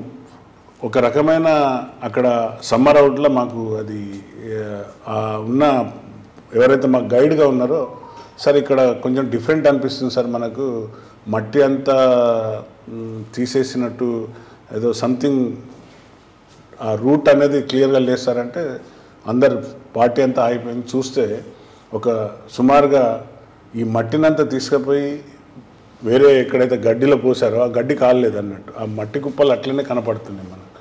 కానీ రోడ్ మాత్రం మళ్ళీ క్లియర్గా ఉందండి. సో ఏంటిదని చూస్తే సిరీస్ ఆఫ్ మైన్స్, 70 మైన్స్. అంటే అందులో ఆ జోన్లో పోతే మొత్తం టీం అంతా స్మాష్ అండి. మళ్ళీ రాదు ఇక వెనక తిరిగి చూసే బాడీలు పీసెస్ ఎదుర్కోవాల్సి వస్తుందండి. ఆ సందర్భం ఉంటే నాగరాజు వస్తాడు ఎట్లాగో ఇంట్లోకి వెళ్ళిపోవద్దు వాడు అనే ఉద్దేశంగా 70 ల్యాండ్ మైన్స్ లేఅవుట్ చేసి పెడితే అది లక్కీలీ పార్టీలో ఉన్న స్పెషల్ పార్టీలో ఉన్న వాళ్ళు చూసి ఆ మూమెంట్లో గుర్తుపట్టడం జరిగింది. సో వాటిని అన్నింటినీ అక్కడనే మళ్ళీ ఎక్స్పర్ట్ని పిలిపించి డిఫ్యూజ్ చేయడం జరిగింది. అంత హార్డ్ టార్గెట్గా ఉన్న సమయంలో కూడా ఏ రోజు కూడా వెనకడిగేయలేదండి. నేను ప్రమోషన్ తీసుకొని యాక్యులర్ ప్రమోషన్ తీసుకొని 98లో దొరగారు డీజీ గారు వచ్చి స్టార్స్ పెట్టి మన షోల్డర్స్ పైన మళ్ళీ అప్పుడు పాల్వంచ చాలా హాట్ ఉండే, కిడ్నాప్లు, ర్యాన్సాక్స్, తర్వాత ఎక్కువ శాతం అక్కడ ఉన్న ఎవరైతే కాంట్రాక్ట్స్, A1 కాంట్రాక్ట్స్. పాల్వంచ అంటే మీకు తెలుసు, it is a big hub for the మొత్తం మనకు కోల్ మైన్స్. తర్వాత అక్కడ మొత్తం ఎప్పుడు చూడు రావడం ఎత్తుకపోవడం ఉంటుంది, వాళ్ళని ఎత్తుకొని పోయి కిడ్నాప్ చేయడం, డబ్బులు లక్షలలో వసూలు చేయడం. నన్ను అక్కడ పోస్టింగ్ చేశారు ఇన్స్పెక్టర్ సిఐగా. అప్పుడు పిఎస్ఆర్ అంజనేయులు గారు ఎస్పీ ఖమ్మంలో ఉండి నన్ను మరీ అడిగి తీసుకొని వెళ్ళారు. నాగరాజు కావాలి సార్ ఇక్కడ అని. రిటైర్డ్ డీజీ గారు మన అప్పుడు డిఐజీగా ఉండే మాకు ఎవరు పోయి మన అంతకంటే ముందు అనురాగ్ శర్మ గారు డిఐజీగా ఉండే. So Nagaraj your presence is needed Palvancha, నువ్వు నీకు అక్కడ వేస్తున్నా ఆయన అంటే ఆఫీసర్లకు ఎప్పుడు ఎదురు చెప్పాను కదా సార్, ఎక్కడిచ్చినా I'm ready to work sir అని. So I was posted there. Posting అయినాక I control with in short ప్యాన్లో విత్ ఇన్ ద 15 to 20 డేస్లో సిచ్యువేషన్ ఈజ్ అన్ కంట్రోల్ అండి. సీఎం గారు కూడా అప్పుడు ఉమ్మడి ఆంధ్రప్రదేశ్ సీఎం గారు ఉండే, వారు పర్సనల్లీ అప్రిషియేటెడ్. అంటే పాల్వంచలో ఇష్యూలు సార్ట్అవుట్ చేయడంలో నాగరాజు గారి రోల్ ఉంది. అంటే ఇక్కడ 2 ఇష్యూస్ కనిపిస్తున్నాయండి అప్పట్లో.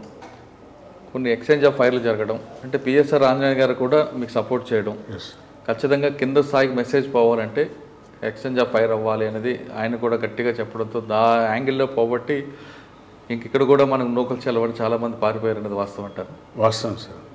ఆ పరిస్థితులు అంటే ఏ పగవాడికి కూడా రావద్దు. అంటే పాపం వాళ్ళంతా బాధితులు అక్కడ కుటుంబాలు, అంటే మంచి మంచి కాంట్రాక్ట్స్ వాళ్ళంతా అసలు సామాన్య పౌరులకు భయభ్రాంతులను కూడా. శంకరన్న అనే ఒక ప్రతిఘటన లీడర్ ఉండేది, ప్రజా ప్రతిఘటన. ఏం లేదు, డబ్బులు దోసుకోవడం తప్ప ఏం లేదు వాళ్ళు. వాడు ఒక ఎర్లీ అవర్స్ 4-5 గంటలకు వచ్చి ఇంటి ముందర దబాలన పడిపోయి నేను సరెండర్ అవుతున్నా సార్, నన్ను రక్షించండి అని కాళ్ళు పట్టేసుకున్నాను sir. So I called him. అప్పుడు ల్యాండ్ ఫోన్ కాబట్టి సార్ ఇట్లా శంకరన్న వచ్చింది సార్, సరెండర్ అయింది సార్. అరే అదెట్లా, నిజంగానైనా వాడైనా చెప్పు అని ఆంజనేయులు గారు. లేదు సార్ వచ్చేసింది సార్, ఫ్యామిలీతోనే వచ్చి సరెండర్ అయింది సార్. సో వాడు సరెండర్ కాగానే పాల్వంచంతా ఊపిరి పీల్చుకుంది. పెద్ద మాకు ప్రాణం మీరు పోసారు సార్ మా అందరికీ, ఇక్కడ వాని అరాచకాలు తట్టుకోలేకపోతున్నాం. అంటే ప్రజా ప్రతిఘటన లాంటి వాళ్ళు కూడా అంటే వాళ్ళకి మీరు మెసేజ్ పంపించుంటారట కదా, అయితే సరెండరు లేదంటే ఎక్స్చేంజ్ ఆఫ్ ఫైర్ 2 అండి. లేదంటే నా ఏరియా వదిలి వెళ్ళిపోవాలి. మాకు డిటినిక్ గారు ఒక్కడే చెప్పారండి, అక్కడ నువ్వన్నా ఎస్ఐ ఉండాలి, వాడన్నా ఉండాలి. Either you are that fellow, నీ ఏరియానా వాడి ఏరియానా డిసైడ్ చేసుకొని పని చేయండి.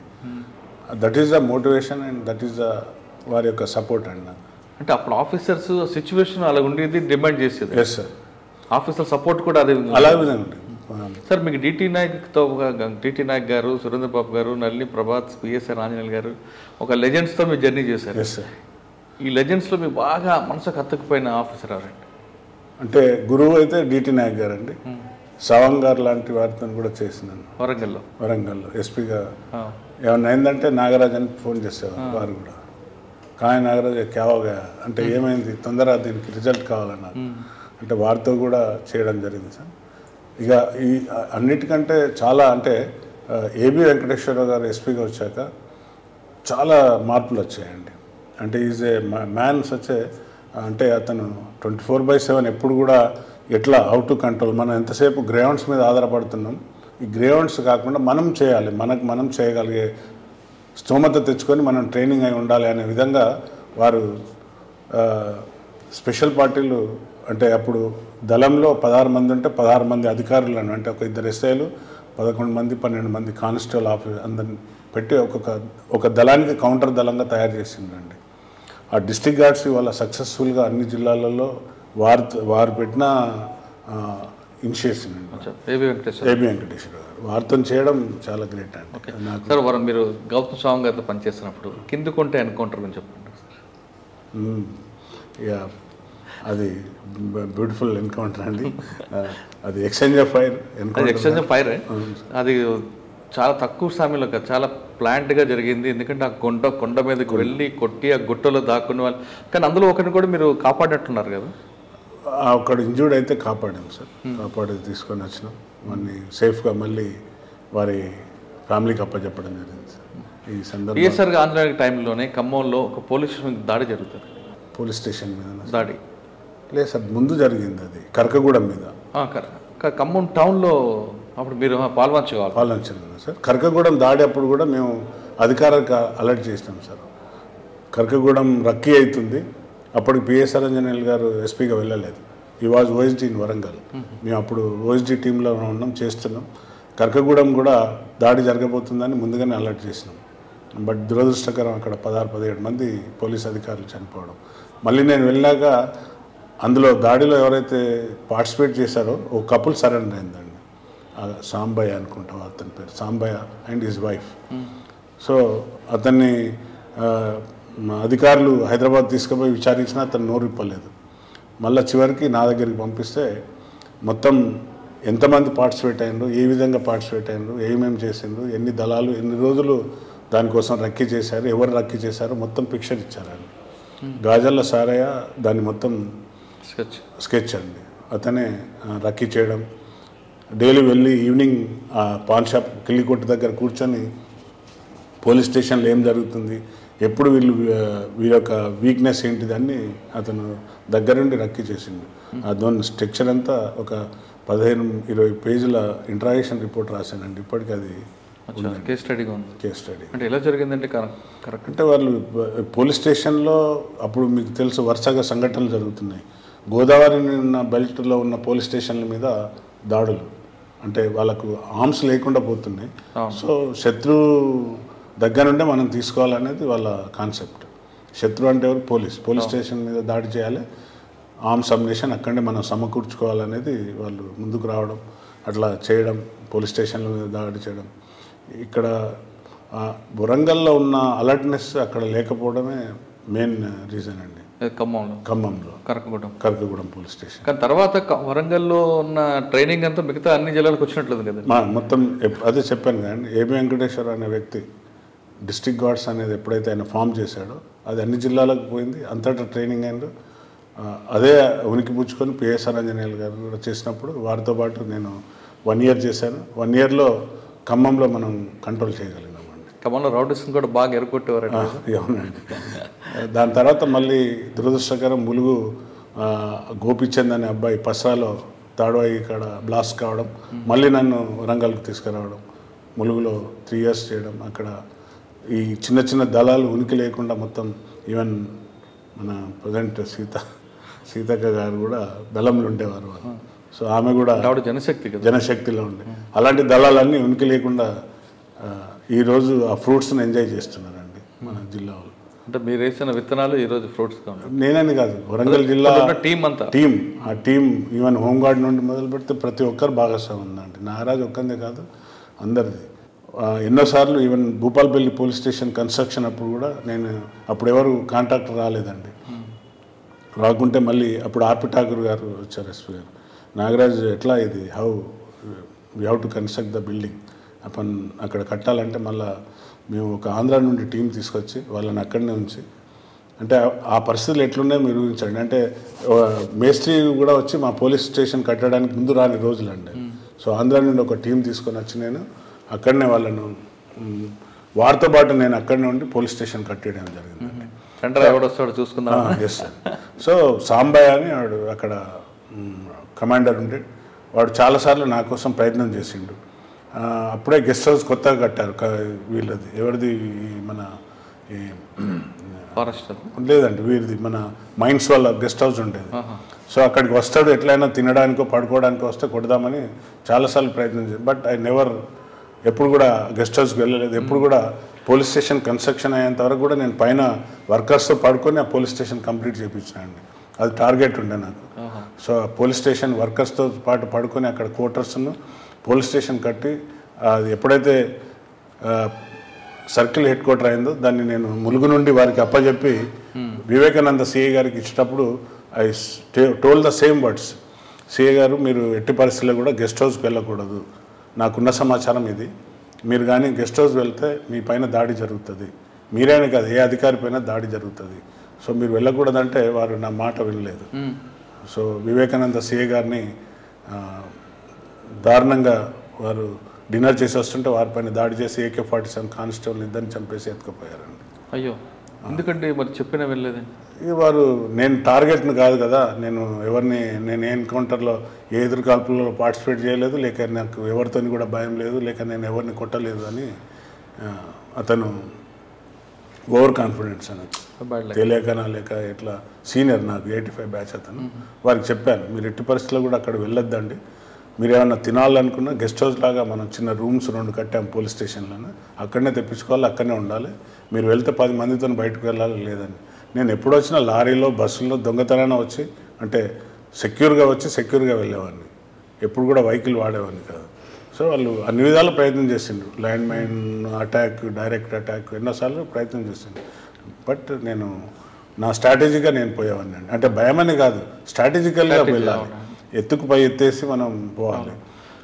సార్ వరంగల్ తర్వాత ఖమ్మం సిఏ డిఎస్పీకి ఎక్కడికి వచ్చారు? డిఎస్పీ జనగాం చేశానండి. అప్పటికి ఈ ప్రాబల్యం తగ్గిపోయింది, తెలంగాణ ఉధృత అప్పటికే స్టార్ట్ అయింది 2012 నుండి. అప్పుడు మనకు తెలుసు తెలంగాణ ఎడ్యుకేషన్ స్టార్ట్ అయింది. నేను ములుగు సీఏ ఉన్నప్పుడు నుండి తెలంగాణ నినాదంతో వచ్చేసరికి అప్పటికే చాలా వరకు మన ఎంపీటీసీలు జెడ్పీటీసీలు వాళ్ళు కైవసం చేసుకోవడం జరిగింది. అంటే మారుమూల ప్రాంతాలలో ఉన్నప్పుడు అవన్నీ తెలంగాణ టీఆర్ఎస్ వాళ్ళు గెలవడం అప్పుడప్పుడే స్టార్ట్ అయింది. అది జనగాం డిఎస్పీగా మీకు గుర్తు? జనగాంలో ఉన్నప్పుడు సార్ తెలంగాణ ఎడ్యుకేషన్ చాలా పీక్ ఉండే.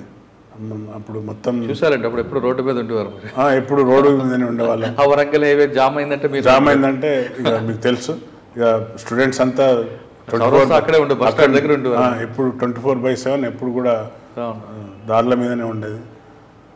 ఈ సంఘటనలన్నీ గుర్తు చేసుకుంటే ఈరోజు వాళ్ళు చాలా హ్యాపీగా వరంగల్ జిల్లా, నిజామాబాద్ కూడా ఈరోజు వరంగల్ జనగాం తర్వాత విజిలెన్స్కి వెళ్ళాను. ఓకే, తర్వాత అక్కడి ట్రాన్స్ఫర్ టు సిసిఎస్లో ఉన్నప్పుడు అప్పుడు 2-3 ఇన్సిడెంట్స్ జరిగాయి.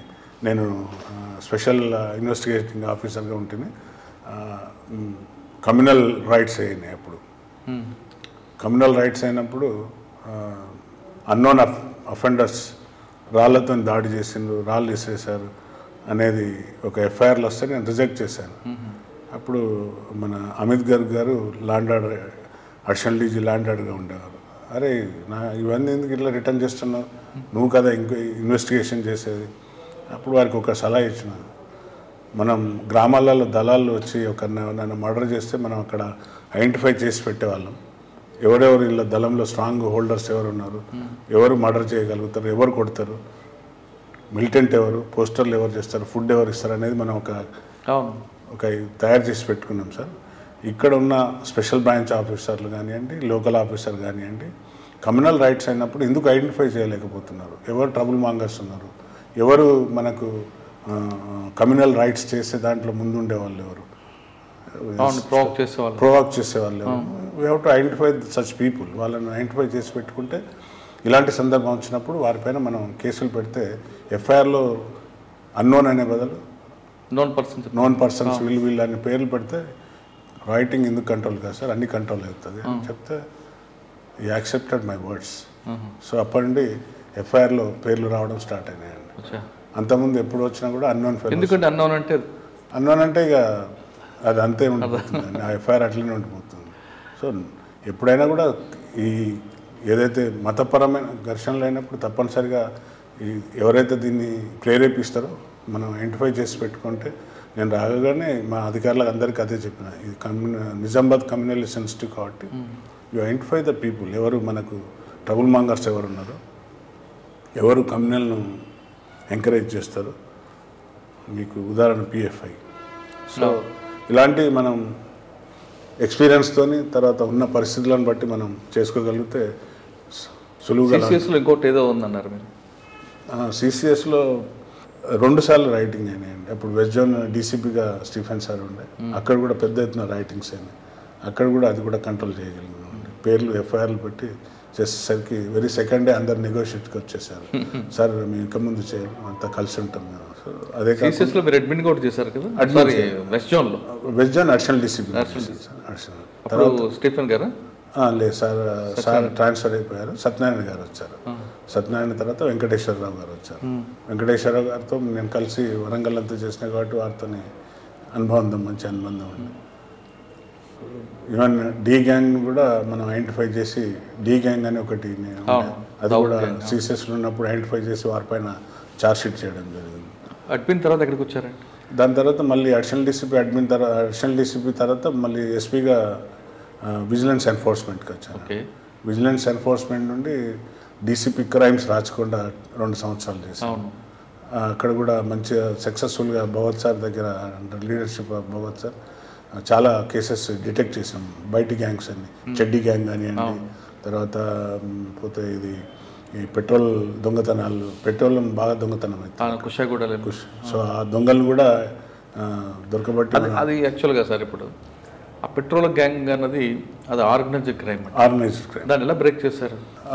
యాక్చువల్లీ పాపం వాళ్ళు కూడా ఐడెంటిఫై చేయలేకపోయారు సార్. పెట్రోలియం మేనేజ్మెంట్ వాళ్ళు ఎక్కడైతే పైప్ లైన్ ఉందో ఎక్కడో లీకేజ్ ఉందని వాళ్ళు వెతుక్కుంటూ వస్తున్నారు, కానీ వాళ్ళకి ఎక్కడ కూడా దొరకలేదు వాళ్ళకు. సో ఒక ఫైన్ మార్నింగ్ మా సిసిఎస్ టీంకు సార్ చెప్పాడు, వాళ్ళు వచ్చి కంప్లైంట్ చేశారు, ఇట్లా పెట్రోల్ ఫ్రీక్వెంట్గా ఇట్లా పోతుంది సార్, చాలా మాకు ఎక్కడ కూడా దొరకట్లేదంటే then we alerted our people, CCS people, మంచి టీం ఉండే. చూస్తే ఒక కాడ షెడ్ అనుమానంగా కనపడ్డది. అందులోకి వెళ్ళి లారీ రావడం పోవడం చూసిండు మన వాళ్ళు. చూసాక అక్కడ మనం చూస్తే వాడు ఎక్స్పర్ట్, వాడు ఢిల్లీ, ఉత్తరప్రదేశ్ ఢిల్లీ వాడు accuse main.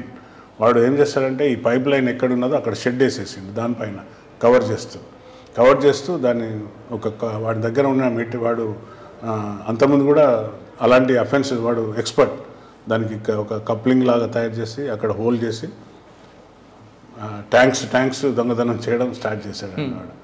So that is also good achievement. మొత్తం ఎంతైతే ఈ దొంగతనం చేసిన ట్యాంక్స్ను వాడు ఏం చేసేది ఎక్కువ ఈ కాంట్రాక్ట్స్కు, తర్వాత ఈ కాంట్రాక్ట్స్ దగ్గర ఉన్న పెట్రోల్ పంప్స్ వాళ్ళకు సప్లై చేసేది. వాళ్ళకు లెక్క ఉండదు. సో వాళ్ళకి అంటే లెక్క ఇన్ ద సెన్స్ వాళ్ళకి ఎక్కువ కాంట్రాక్ట్ వర్క్స్ పనిచేస్తుంది కాబట్టి కొంతమంది కొన్నారు వాళ్ళ దగ్గర నుండి. సో అందరూ కూడా అక్యూజ్డ్ అయిన అందరూ రికవరీ ఇచ్చారు. సో దట్ ఈస్ వాడు పారిపోయింది, నేపాల్కి పారిపోయింది అక్యూజ్డ్ A1. సో అది గ్రేట్ బ్రేక్ త్రూ అండి. మొత్తం పెట్రోలియం వాళ్ళు వచ్చి మమ్మల్ని అప్రిషియేట్ చేయడం జరిగింది. సార్ రాచకొండ తర్వాత డీసీపీ వరంగల్ వెళ్ళాను. East zone and central zone 2 కూడా. మీరు ఎస్ఐగా వచ్చిన మళ్ళీ వెళ్ళారా?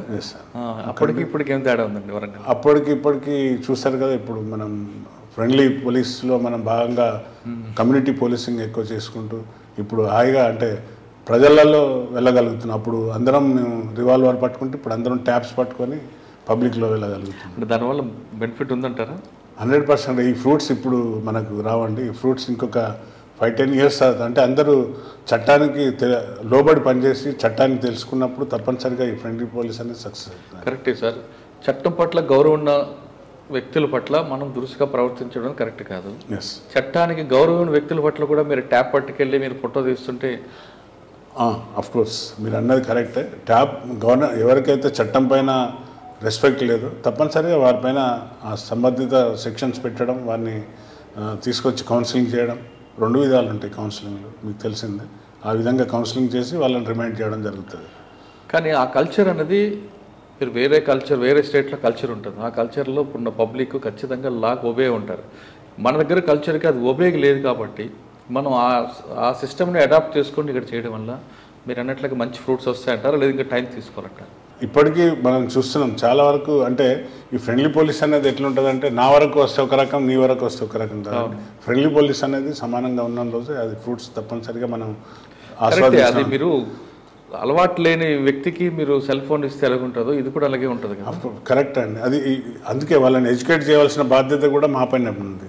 వాళ్ళని ఎడ్యుకేట్ చేస్తున్నాం. బాబు ఇది తప్పు మీరు చేసేది, చట్టానికి మీరు లోబడి ఉండాలి, చట్టం నాగరాజు కాదు చట్టానికి భయపడాలి అనే విధంగా వారిని ఎడ్యుకేట్ చేస్తున్నాం. ఇప్పుడు ఈవెన్ డౌన్ టు ఆఫీసర్ కూడా అదే చెప్తున్నాం. వాళ్ళని ఎడ్యుకేట్ చేయండి, వాళ్ళకి చెప్పండి. కానీ మీరు ఎడ్యుకేట్ చేస్తున్నారు పబ్లిక్కి, కానీ వాళ్ళ మార్పు అనేది కనీసం 1% కూడా లేకపోవడం వల్ల కింద స్థాయి సిబ్బంది ఇబ్బంది పడుతున్నారు కదా. అలా ఏం లేదు సార్. తినగా వేప తీయగా ఉండును అనేది తప్పనిసరిగా ఈ తీపిదనం ఒకరోజు వస్తుంది మనకు. అంటే తీపిదనం పోయే వరకు మనం వెయిట్ చేయాలంటారు. ఈ చేదును అనుభవించవలసిందే సార్. ఇంత కష్టంగా అంటే మెట్లు ఎక్కడం అంత సులువు కాదు కదా సార్. కొంచెం కష్టపడాలి, కష్టపడితేనే మెట్లు ఎక్కగలం. Okay sir. వరంగల్ తర్వాత ఎక్కడికి వచ్చారండి? వరంగల్ తర్వాత సిఐడికి వచ్చానండి.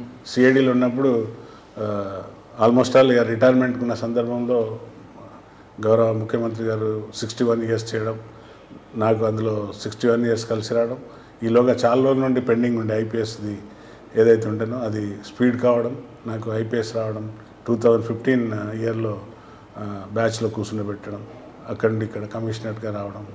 That is my journey. Okay sir. ఎస్ఐగా వచ్చాను, మీకు ఒక ఐపీఎస్ సాధించడం అంటే ఆషామాషి వ్యవహారం కదా. అది రాత్రి అనుకున్నాను. కానీ ప్రతి పోలీస్ ఆఫీసర్ కూడా ఐపీఎస్ అవ్వాలని కోరుకుంటారు. ఐపీఎస్ అయిన తర్వాత కొంతమంది డైరెక్ట్ ఐపీఎస్లో డీజీ అవ్వాలని అనుకోవడం సహజం. మీరు ఈ స్టేజ్ నుంచి ఈ స్టేజ్కి వచ్చారు. ఆ రోజు ఆ ఫీలింగ్ ఏ విధంగా ఉందంటే? అంటే ఇక అది ఆనందాన్ని కేఆర్ నాగరాజ్ ఎస్ఐ దగ్గర నుండి కేఆర్ నాగరాజ్ ఐపీఎస్ ఆనందాన్ని అంటే మాటలలో చెప్పలేనండి. అంత అంటే ఐ నెవర్ ఎక్స్పెక్టెడ్. అంటే మ్యాక్సిమం మనం వస్తే అడిషనల్ ఎస్పీగా రిటైర్ అవుతాం కావచ్చు, ఎస్ఐగా రిక్రూట్ అయిన వాళ్ళు డిఎస్పీ, లేదంటే మోర్ దెన్ అడిషనల్ ఎస్పీ, లేదంటే నాన్ క్యాడర్ ఎస్పీగా. బట్ ఐపీఎస్ రావడం అనేది అంత అందిన ద్రాక్ష కాదండి. చాలా దీని వెనుక ఎన్నో త్యాగాలు, ఎన్నో కష్టాలు, ఎందరియో సపోర్ట్, దాంతో ఈరోజు. ఆ రోజు మీ ఫీలింగ్స్ ఏంటండి? మీది కానీ మేడం కానీ? వాళ్ళంతా ఫ్యామిలీ మెంబర్స్ అంతా దే ఆర్ వెరీ హ్యాపీ. చాలా అంటే ఈ లాస్ట్ జర్నీలో ఎమోషనల్ అంటే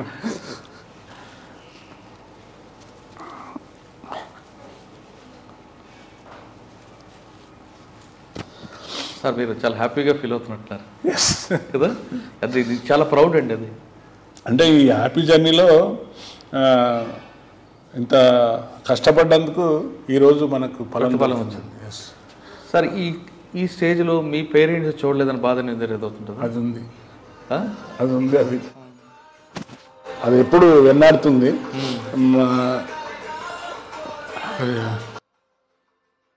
రియల్గా చెప్పాలంటే మా నాన్నగారు వారి ఆదర్శం, మా మదర్ సాక్రిఫైస్ ఎప్పుడు కూడా మనల్ని అంటే నువ్వు ఇది చేయాలి అని ఎప్పుడు కూడా ఇబ్బంది పెట్టకుండా నువ్వు ఏ సెలెక్ట్ చేసుకుంటావు అది లాభం ఉండే విధంగా.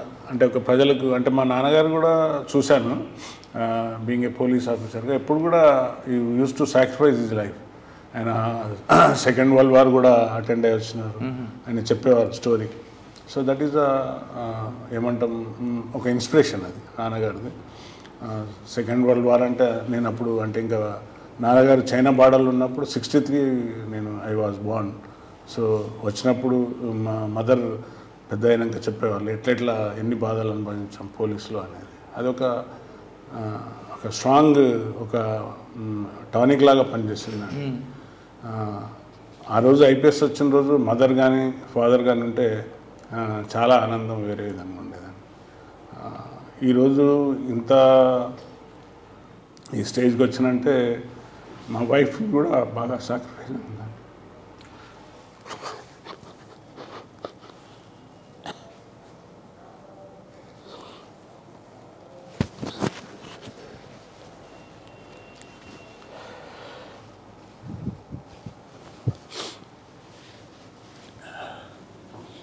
ఎన్నో రాత్రులు ఆమె వెయిట్ చేసిన రోజులు ఉన్నాయి రేడ్స్కి పోయేస్తే. అంటే నేను హెడ్ క్వార్టర్లో ఉన్నప్పుడు సంజీవ్ ఎస్ఐ చనిపోయాడు, మీకు ఐడియా ఉండాలి. ఏటు నగర్లో సంజీవ్ ఎస్ఐ ఎక్స్చేంజ్ ఎఫ్ఐఆర్లో. దాని తర్వాతనే మళ్ళీ ల్యాండ్ మైన్ బ్లాస్ట్ అయింది. సో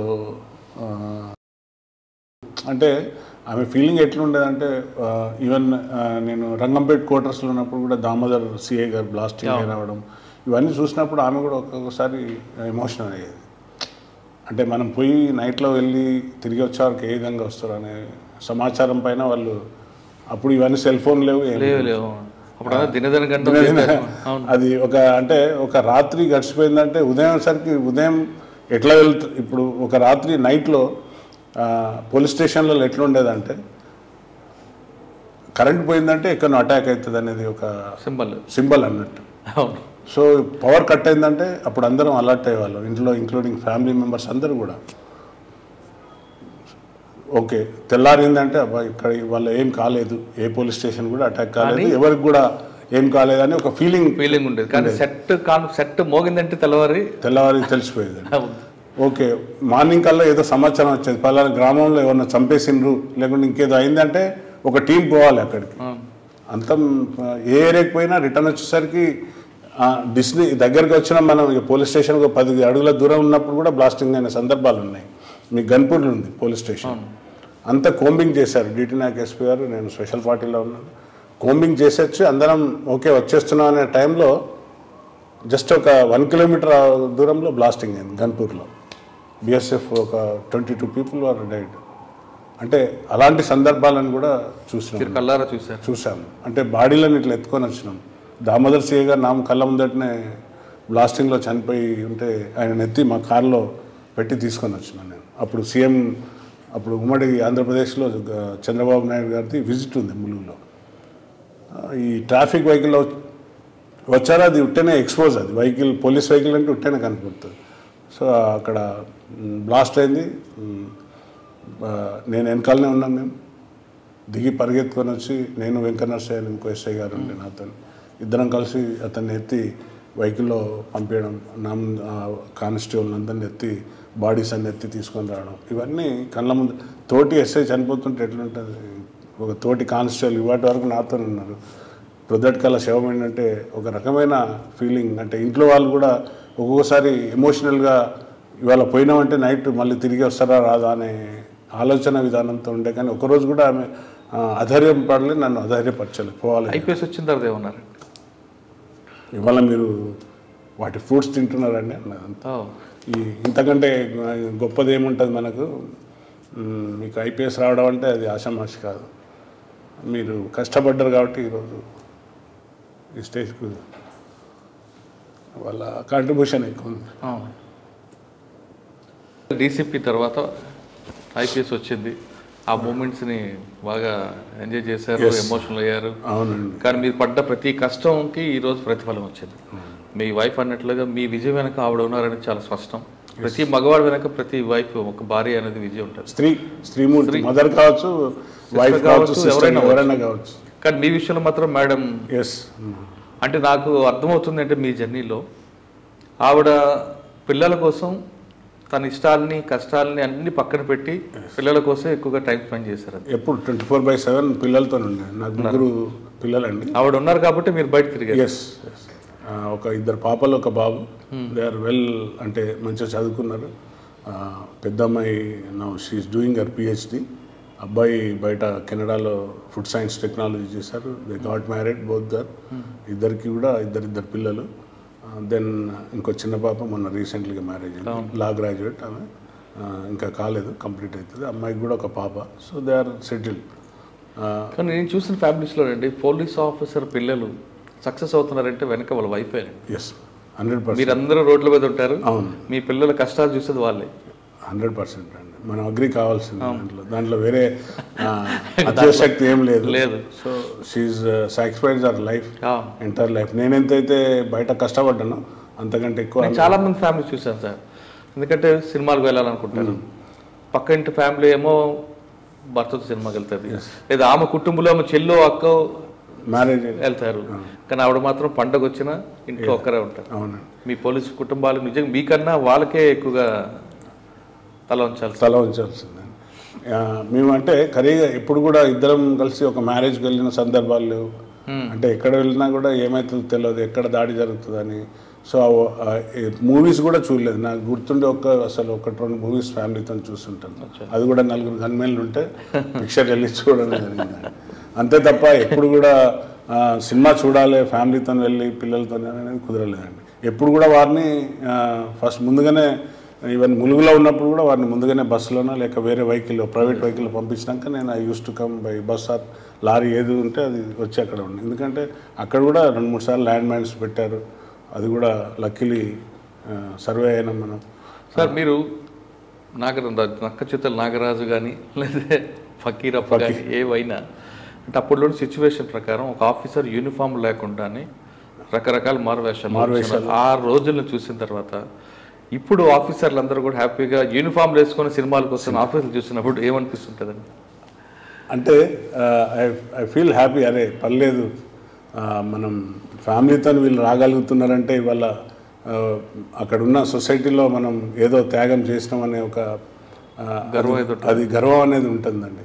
ఎందుకంటే నేను చాలామంది చూశాను వరంగల్లో, చాలామంది పిల్లలు పాపం అజ్ఞాతవాసంలోకి వెళ్ళిపోయిన చదువుకునే పిల్లలు. ఈరోజు పిల్లలు చాలామంది స్టేట్స్కి వెళ్తున్నారు. చాలామంది తల్లిదండ్రులు దే ఆర్ హ్యాపీ నౌ. ఎందుకంటే నేను కొంతమంది నా ద్వారా సరెండర్ కూడా అయ్యారు. ఆ సరెండర్ అయిన వాళ్ళు ఇప్పుడు చెప్తుంటారు, సార్ మీరు ఆ రోజు మాకు ఈ ప్రాణభిక్ష పెట్టకుంటే మేము ఎక్కడ ఉంటుంటాం, ఇవాళ హ్యాపీగా ఉన్నాం, మేము ఇక్కడ ఇవాళ ఫ్యామిలీతోని తల్లిదండ్రులతోని ఏదో చేసుకుంటున్నాం, మా పిల్లలు ఇట్లా ఉన్నారు సార్ అని నా దగ్గర తీసుకొచ్చిన సందర్భాలు కూడా ఉన్నాయి. వాళ్ళు ఏమైనా మంచిగా ఫస్ట్ క్లాస్ పాస్ అయినా లేకుంటే ఏమైనా జాబ్ చేసినా వాళ్ళని తీసుకొని వచ్చి సార్ ఇట్లా నాగరాజ్ సార్ అని ఇంట్రడ్యూస్ చేయడం, ఇవి ఒక రకమైన ఆనందాన్ని ఇస్తాయి. నేను చేశాను, సమాజానికి ఏదో చేయగలిగిన అనేది. అంటే మీరు అప్పుడులో చేసిన మంచి పనులే ఈరోజు మీ పిల్లల సక్సెస్కి. ఎస్ అండి, బ్లెస్సింగ్స్ ఉన్నాయండి. తప్పనిసరిగా మనం నాకు తెలిసి ఎవరికి హామ్ చేయలేదు. అంటే పర్సనల్గా ఎందుకు చేస్తారండి? వృత్తిపరంగా ఏం జరిగినా కూడా అది మన చేతిలో ఉండదు. బట్ నేను అంటే ఇప్పుడు ఎట్లున్నదంటే నాగరాజ్ దగ్గర పోతే ఏదైనా సమస్య ఉంటే అతను హెల్ప్ చేయగలుగుతాడు అనేది ఒక భావన కలిగింది ఇప్పుడు. సార్ అక్కడ నుండి నిజామాబాద్ వచ్చారు. Yes sir. ఇది ఒకప్పుడు హబ్బు, ఇదంతా పొలిటికల్ సిచ్యువేషన్ ఉంటుంది, రకరకాల ఇష్యూస్ ఉంటాయి, మెయిన్ లీడర్స్ అందరూ ఇక్కడే ఉన్నారు. మీరు వచ్చేసరికి ఛాలెంజెస్ ఏమున్నాయండి ఇక్కడ వచ్చేసరికి ఛాలెంజెస్ నాకు రాగానే ఇక్కడ మీరు అన్నట్టుగా ఇట్ ఈస్ హైదరాబాద్ తర్వాత ఇదే మళ్ళీ సెకండ్గా ఫోకస్ అయ్యే డిస్ట్రిక్ట్ ఇది. నా పైన ఎక్కువ బాధ్యత గుర్తించి నాకు ఈ పోస్ట్ ఇచ్చారు. I feel more responsible. So ఇక్కడ వచ్చినాక ఛాలెంజెస్ చూసేసరికి it is election year now.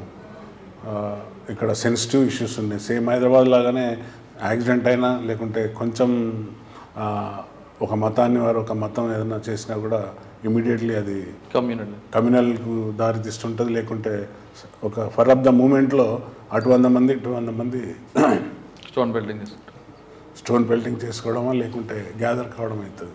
So ఇలాంటి సిచ్యువేషన్లో కూడా మనం ఎప్పుడు కూడా ఎట్లా హౌ టు ట్యాకిల్ అనే సిచ్యువేషన్ చూసుకుంటూ ట్యాకిల్ చేయగలుగుతున్న ఎక్స్పీరియన్స్ ఉన్నది కాబట్టి, సిటీలో చేశాను కాబట్టి ఆ కొంచెం అనుభవం ఉన్నది. మీరు రాగానే నాకు మొదటిగా శివాజీ గొడవ స్టార్ట్ అయిందండి బోధన్లో. That is a small issue, కానీ అది ఫేరప్ అయిపోయి పెద్దగా అయిపోయింది. అది అధికారికంగా పెట్టుంటే బాగుండింది.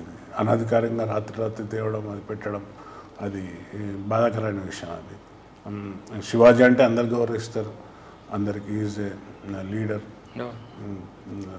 ఆయన లైఫ్ పాఠాలు ఉన్నాయి, జీవిత పాఠాంశాలలో చేర్చింది. అలాంటి వ్యక్తిని రాత్రి తెచ్చి రాజకీయం అయిపోయాక అది ఒక రకమైన అక్కడ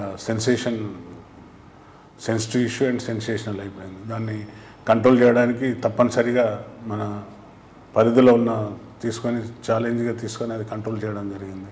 కానీ ఆ కేసులో మీరు అధికార పార్టీకి సపోర్ట్ చేశారని, ఒక ఎంపీ పట్ల దురుసుగా ప్రవర్తించారని మీ మీద ప్రివిలేషన్ కమిటీకి ఇవ్వడం, ఈ జర్నీలో అటువంటి ఇష్యూస్ వచ్చినప్పుడు ఏమనిపిస్తుంటాయి? న్యాచురల్గా వస్తాయండి. ఇప్పుడు రేపు వాళ్ళ ప్రభుత్వం వచ్చినా కూడా రేపు ఎదుటి పార్టీ వాళ్ళు నిందలు వేస్తారు. అట్లా ఏం లేదండి, లీగల్గా ఎంత మనం చేయగలుగుతాం అట్లనే చేయగలుగుతాం తప్ప ఒకరిని ఎంతవరకు మనం లీగల్గా ఫేస్ చేయగలుగుతామో అంతే లీగల్గా ఫేస్ చేసాం తప్ప వారిని ఏనాడు కూడా is a member of parliament, ఆయనకుండే రెస్పెక్ట్ ఆయనకు ఉంటుంది. అట్లా ఏం లేదండి. కానీ కమిటీలో మీరు వెళ్ళారు కదా? నేను వెళ్ళలేదండి, వేశారు కానీ దే ఆర్ నాట్ టేకెన్. ఎందుకంటే నేను వారికి ఎక్కడ కూడా అడ్డు రాలేదు, వారిని ఎక్కడ కూడా మనం కించపరిచినట్టు బిహేవ్ చేయలేదు. ఏదైతే జరిగిందో లా పరంగానే అయింది, లా పరంగా మనం కేసులు కట్టాం. మర్డర్ కేసు అటెంప్ట్ మర్డర్ కట్టలేదని అది నా మీద అభియోగాలు చేశారు. కానీ ఏది చేసినా కూడా మనం చట్టపరంగా ఇమ్మీడియట్లీ వారు కంప్లైంట్ ఇవ్వకుండా కూడా మనమే సుమోటోగా తీసుకొని కేసు రిజిస్టర్ చేసి కోర్టుకు సమర్పిస్తే వారు కూడా సమర్థించింది. ఆయన కంప్లైంట్ ఇవ్వకుండా మీరు సుమోటోకి తీసుకోవడం, వాళ్ళు కంప్లైంట్ ఇస్తుంటే బాగుంటుంది కదా? వారు ఇచ్చేసరికి ఆలస్యం అయిపోతుంది. అక్కడ జరిగిన సంఘటనను ఇమ్మీడియట్గా మనం ఎఫ్ఐఆర్ చేయించినాం. మన పోలీస్ ఫోర్స్ లేకుంటే రెస్క్యూ చేయకుంటే ఇంకా ఇబ్బంది అవుతుంది. ఇమ్మీడియట్లీ మన అధికారులు అక్కడ ఎంట ఉన్నారు, చెప్తూ ఉన్నారు, సార్ గొడవ పరిస్థితులు ఉన్నాయి మీరు జాగ్రత్త అని చెప్పినా కూడా వారు వినకుండా దురుసుగా వారే ప్రవర్తించింది. అక్కడ ఉన్న విజువల్స్ని చూసినాక కోర్టు వారిది కూడా మేము కన్సిడర్ చేసామండి. వారు ఇచ్చిన దరఖాస్తును కూడా మేము కోర్టుకు సమర్పించి ఆ సేమ్ కేసులో టైప్ చేసి పెట్టాము. అక్కడ ఎక్కడ కూడా లాపరంగా మనం ఎలాంటి పొరపాటు చేయలేదండి. సార్, ఇప్పుడు నిజామాబాద్ లాంటి సెన్సిటివ్ ఏరియాలో పొలిటికల్ మోటివేటివ్, పొలిటికల్ పెయింట్ ఉన్న ఇటువంటి సిచ్యువేషన్లో ఏ పోలీస్ ఆఫీసర్ అయినా సరే పబ్లిక్ వైపే ఉంటారు. పొలిటికల్ వైపు ఉండడానికి చాలా తక్కువ మంది ఉంటారు అనుకోండి. పబ్లిక్ వైపు ఉన్నప్పుడు రూల్ ఆఫ్ లా కరెక్ట్గా ఇంప్లిమెంట్ చేస్తున్నప్పుడు పొలిటీషియన్స్ ఈ విధంగా అబాండాలు వేసినప్పుడు డిమోరల్ అవుతుంటారా? డిమోరల్ అనేది దెర్ ఈజ్ నో స్కోప్ అండి. డిమోరలైజ్ ఇంకా మనం మొరాల్గా ఇంకా బాల్ ఎలా కింద పడుతుందో ఇంకా అంత పైకి ఎత్తి పని చేయాలి తప్ప వారు నా పైన నిందేసిందని డిమోరలైజ్ అయితే is not a police officer. మనం ఎదుర్కోరాలి, దానిపైన ఇంకా ఏమి లొసుకులు చేసినాము లేకుంటే మన సైడ్లో తప్పులు ఉన్నాయా ఏంటిది అనేది సరిదిద్దుకునే ప్రయత్నం చేస్తాం తప్ప డిమోరలైజ్ అనేది క్వశ్చన్ లేదండి. తప్పనిసరిగా మనం పబ్లిక్ పక్షాన నుండి వారికి ఇప్పుడు రెండు విధాలండి. చట్టపరంగా ఎవరైతే సామాన్య మానవునికి ఏమైనా మనం చేయలేకపోతే మనం తప్పు పట్టాలి. ఈ రాజకీయాన్ని తీసుకొచ్చి అలా కలిపినప్పుడే అవి ఇబ్బందికరంగా అవుతుంటుంది. ఇప్పుడు ఒక వ్యక్తికి మనం న్యాయం చేయలేకపోతే అది 100% ఇట్ ఈస్ అవర్ ఫెయిల్యూర్. ఎక్కడైతే రాజకీయమైన దాన్ని కలిపేసి రంగు పులిపించి నువ్వు ఇట్లా ఒక పార్టీకి చేసినావు అంటే తప్పండి. ఏది చేసినా కూడా మనం చట్ట పరిధులనే వ్యూలనే అదే వ్యూలో చేస్తామండి. అంతే తప్ప ఒకరు గొప్పవాళ్ళు ఒకరు తక్కువ వాళ్ళు అనేది కాదు. తప్పనిసరిగా చట్టపరమైన పరిధిలో మనం చేయగలిగితే సక్సెస్ఫుల్ అండి. సార్, నిజామాబాద్లో ఇంకా వేరే యాక్టివిటీస్ ఏముంటాయండి క్రైమ్? నాకు వచ్చేసరికి ఇక్కడ పిల్లలు చాలామంది యూత్ డ్రగ్స్కి అలవాటు పడి ఉండడం అది టాప్ ప్రియారిటీగా తీసుకున్నా. నాది ఒక చిన్న ఒక 1 పేజ్ అది కూడా వస్తుంటుంది డైలీ. యాంటీ డ్రగ్ అనేది నినాదంతో నేను జాయిన్ అయిన రోజు నుండి I take in the anti drug అనేది ఒక పేపర్ స్టార్ట్ చేశాను. అందులో మా ఆఫీసర్లు ఏం చేసినా కూడా హైలైట్ చేస్తాను, వారిని కూడా మనం చేసే కార్యక్రమాన్ని హైలైట్ చేస్తుంటాం. సో ఇక్కడ వచ్చేసరికి ఎక్కువ శాతం పిల్లలు గాంజాయికి అలవాటు పడి ఉన్నారు.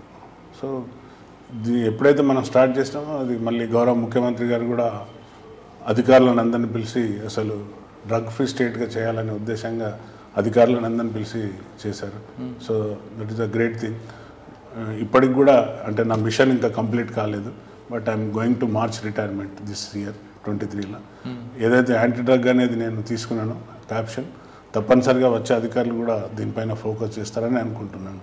నేను సుమారుగా ఒక 300 నుండి 400 పిల్లలను, స్టూడెంట్స్ను, వాళ్ళ ఫ్యామిలీని అందరిని పిలిచి కౌన్సిలింగ్ చేశాను.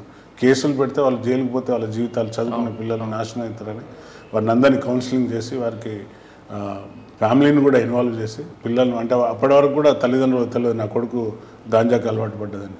అంటే చాలా వరకు మిడిల్ క్లాస్ ఫ్యామిలీ లేదంటే బిలో ద ప్రావర్టీ లైన్లో ఉన్న పిల్లలు అంటే లేబర్కి పోయే పిల్లలు అలాంటి వాళ్ళు ఈ గాంజా సిగరెట్లకు వీటికి అలవాటు పడ్డారు. ఇప్పటికైతే ఒక I can say 90% in the control చేయగలిగినని అనుకుంటున్నాను. అంటే కమ్యూనిటీ విషయంలో మీకు ఒక ప్లాన్ ఆఫ్ యాక్షన్ ఉంది, ఎస్ అండి. గంజాయి మీద డ్రగ్స్ మీద ఒక ప్లాన్ ఆఫ్ యాక్షన్ ఉంది. ఇంకా మహారాష్ట్ర బార్డర్ నుంచి ఎక్కువగా అఫెండర్స్ రావడం, అవునండి, ఇక్కడ చేయడం లేదా అక్కడ షెల్టర్ తీసుకోవడం, అక్కడ చేయడానికి షెల్టర్ తీసుకోవడం, గ్యాంగ్స్ ఎక్కువగా మూవ్ అవుతుంటాయి. వాటి మీద మరి మీ ఫోకస్? ఎస్ సార్, మనకు ఇంటర్ స్టేట్స్ గ్యాంగ్స్ ఎక్కువ ఉన్నాయి మనకు. నాకున్న అనుభవంతో అంటే experience I worked as a DCP crimes. మళ్ళీ మహేష్ భగవత్ గారు లాంటి వారి దగ్గర చేయడం అంత ఆషామాషి కాదు. వారి దగ్గర నేర్చుకున్న స్కిల్స్ కానివ్వండి, ఇంకేమైనా కానివ్వండి, నేను ఇక్కడ ఏదైతే ఈవెన్ మన బ్యాంక్ దోపిడీ ఆర్మూర్లో ఏదైతే బ్యాంక్లో వచ్చి గోల్డ్ 8.5 కిలోలు ఎత్తకపోతే మనం ఒక నెల రోజులు అక్కడ ఇన్ఫర్మేషన్ పెట్టి అంటే టీమ్ని అక్కడనే పెట్టి వారి లాంగ్వేజ్లోనే ఉండే వాళ్ళని సెలెక్ట్ చేసి పిల్లల్ని పంపి మా టీమ్స్ పోయి వాళ్ళను ఇంతవరకు అదే తమిళనాడులో 45 కిలోలు ఎత్తుకొని వచ్చారు. బట్ దే ఆర్ రికవర్డ్ ఒక సింగిల్ తులం కూడా రికవర్ చేయలేదు. Whereas we are apprehended 3 to 4 accused persons and recovered the property. అదే కాకుండా మనకు ఏటీఎం అఫెండర్స్, బ్యాంక్ రాబరీస్, తర్వాత హౌస్ బర్గ్లరీస్ ఎక్కువ అదర్ స్టేట్ వాళ్ళు వస్తుంటారు. మనం ఛాలెంజ్గా తీసుకుని ఈసారి రికవర్ పర్సంటేజ్ ఎక్కువ ఉందండి. అచ్చా.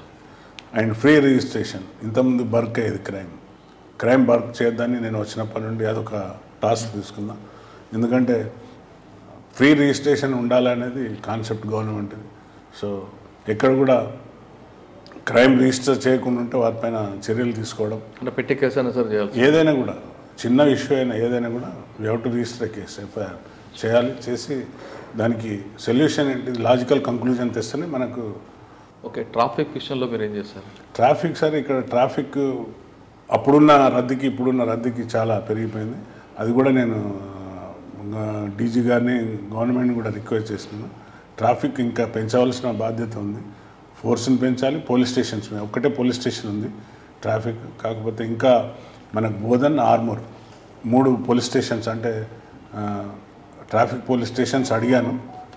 బహుశా ఈ మార్చిలో బడ్జెట్ టైంలో ఏమైనా శాంక్షన్ అయితే మనకు ట్రాఫిక్ కూడా. అంటే ట్రాఫిక్ కంట్రోల్ చేయడం వరకు మీరు పోలీసుని అడిగారు, మ్యాన్ పవర్ అడుగుతున్నారు, కానీ రోడ్ స్పేస్ పెరగట్లేదు కదా.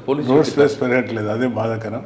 అంటే ఉన్న దాంట్లోనే మనం ఉన్న కరెక్ట్గా వారిని ఇప్పుడు నేను వచ్చాక కమాండ్ కంట్రోల్ మనకు ఏదైతే హైదరాబాద్లో ఉన్న కమాండ్ కంట్రోల్ మాదిరిగానే మనది కూడా ఎక్కువ సీసీ కెమెరాలు కూడా మన దగ్గర ఉండే అన్ని జిల్లాల కంటే 150 కెమెరాలు మన హైదరాబాద్కు ట్యాగ్ చేసినాం మేము. అంటే అంత మంచిగా మనం అది చేసి ఇక్కడ నుండి సీసీ కెమెరాలను పెట్టడం, తర్వాత ట్రాఫిక్ చాలాన్స్ కూడా స్టార్ట్ చేస్తున్నాం. ఏవైతే వైలేషన్ ఉంటుందో ఈ ఉన్న రోడ్లనే సరి చేసి కరెక్ట్గా ట్రాఫిక్ ఏవైతే వైలేషన్ ఉందో ట్రిపుల్ రైడింగ్ కానివ్వండి, వితౌట్ హెల్మెట్ కానివ్వండి, లెవెల్ క్రాసింగ్ కాడ కూడా పెనాల్టీ చేయడానికి ఆన్లైన్ అంటే ఈ చాలన్కు ప్లాన్ చేసినామండి. సార్ మీరు సర్వీస్ అంతా స్టార్ట్ అయ్యారు 89 నుండి, ఈ సంవత్సరం రిటైర్మెంట్ అవుతున్నారు. ఇంకా ఏదో చేయాలి, చేయలేకపోయాను అన్న బాధ ఉందా? ఉంది, ఇంకా తపన ఉంది, ఇంకా చేయాలి మనం. ఏంటి మనం ఏ విషయంలో అంటే ఇక్కడ నేను వచ్చినాక ఇక్కడ స్పోర్ట్స్ కూడా చాలా బాగుందండి. పిల్లలకు నేను స్పోర్ట్స్ కిట్స్ కూడా ఇవ్వడం జరిగింది. బేసిక్గా నేను హాకీ ప్లేయర్ కాబట్టి ఐ కాంట్రిబ్యూటెడ్ మై ఎస్. ఎక్కడ పోయినా కూడా ఈ తపన అనేది ఉందండి. రిటైర్ అయినా కూడా ఇంకా ఈ తపన అట్లనే ఉంటుంది. ఇంకా ఏదో చేయాలి సొసైటీకి. మనం పిల్లల్ని, యూత్ని పర్టికులర్గా ఈ డ్రగ్స్కి కానివ్వండి, ఇప్పుడు అంత ఆన్లైన్ గేమ్స్కి అలవాటు పడుతున్నారు. వాళ్ళని అందరినీ ఎడ్యుకేట్ చేసి ఆరోగ్యమైన సమాజానికి వీళ్ళందరూ, మన యూత్ అనేది ఇంపార్టెంట్. వాళ్ళ పిల్లలంతా మన ఆరోగ్యమైన సమాజానికి they are a bricks for the nation. Okay, మీరు రిటైర్ అయిన తర్వాత ఏం చేయబోతున్నారండి? అంటే ఇంకా ఇప్పుడు చెప్పలేను, బట్ రిటైర్మెంట్ తర్వాత తప్పనిసరిగా మీలో టచ్లో ఉంటా, చెప్తాను. నాగరాజు గారు కాకి చొక్కా తీసిన తర్వాత కద్దరు చొక్కా వేస్తారన్నది ఒక వార్త ఉంది, వాస్తవంటారా? అంటున్నారు, బట్ ఇప్పుడే ఇంకా డిసైడ్ కాలేదు. ఇంట్లో ఫ్యామిలీతో ఒకసారి ఫ్యామిలీ మెంబర్స్తో కూడా మాట్లాడి, ఇన్ని రోజులు మీరు సేవ చేశారు, ఇప్పుడు మాతో ఉండండి అని పిల్లలు అంటున్నారు. కాబట్టి ఒకసారి రిటైర్ అయినాక తప్పనిసరిగా వారితో చర్చించి దశ దిశ ఎలా తీసుకెళ్తే అలా వెళ్తానండి. కానీ కాకి చొక్కా తీసిన తర్వాత ఖద్దరు చొక్కాలో కూడా సేవ చేయొచ్చు కదా? తప్పనిసరిగా చేయొచ్చు. ఆ యొక్క ఛాన్స్ ఉంటే తప్పనిసరిగా అటు వెళ్తానండి. ఓకే సార్, ఇప్పుడు ఫైనల్ క్వశ్చన్, పోలీస్ డిపార్ట్మెంట్లోకి వస్తున్న వాళ్ళకి యాజ్ ఎ సీనియర్ ఐపీఎస్ ఆఫీసర్గా మీరు ఇచ్చే మెసేజ్ ఏంటి? సార్ ఒక్కటే సార్, పట్టుదల సేవాభావంతో వస్తే తప్పనిసరిగా సక్సెస్ అవుతారు సార్. ఇప్పుడు వచ్చే యూత్ చాలా డెలికేట్గా ఉన్నారు, నేను చూస్తున్నాను, సూసైడ్ చేసుకుంటున్నారు.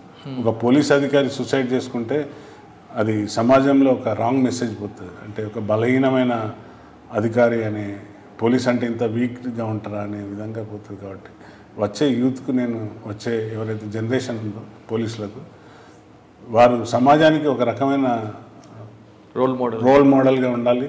వారు చేసే ప్రతి పని కూడా యూత్ ఐకాన్ లాగా ఉండిపోయే విధంగా చేస్తే బాగుంటుంది అనేది నాకు ఐడియాస్ అన్నమాట. ఓకే, పోలీస్ డిపార్ట్మెంట్కి వచ్చిన వాళ్ళు ఖచ్చితంగా పట్టుదలతో ప్యాషన్గా ఉన్న వాళ్ళు మాత్రం డిపార్ట్మెంట్లో రండి, మీకు డిపార్ట్మెంట్తో పాటు ప్రజలు కూడా గుర్తిస్తారంటే చెప్తున్నారు. కానీ పోలీసే ఆత్మహత్య చేసుకుంటే పోలీసే పిరికి పందా అనే ఒక మెసేజ్ జనంలో పోతుంది. కాబట్టి మీరు చేసే పని మొత్తం డిపార్ట్మెంట్కి చెడ్డ పేరు వచ్చే అవకాశం ఉంది. కాబట్టి కష్టాలు వచ్చినా నష్టాలు వచ్చినా ఆత్మహత్య చేసుకోవడం కాదు, ఆ సమస్య మీద పోరాటం చేసి విజయం సాధించినట్టు నాగరాజు గారు చెప్తున్నారు. ఇది ఈ వారం కేఆర్ నాగరాజు గారితో ఎక్సలెంట్ ఇంటర్వ్యూ. వచ్చే వారం మరొక ఇష్టం మళ్ళీ కలుద్దాం. అంతవరకు నమస్కారం. Thank you. మీరు చూస్తున్నారు ఐ డ్రీమ్ న్యూస్ని. Please subscribe. I dreams For more videos, subscribe. I dream. Please subscribe for more videos. I dream. I dream. For more videos. Subscribe, I dream. Please subscribe. Subscribe I dream channel. Do subscribe. I dream. I dream ఛానల్ని do watch I dream.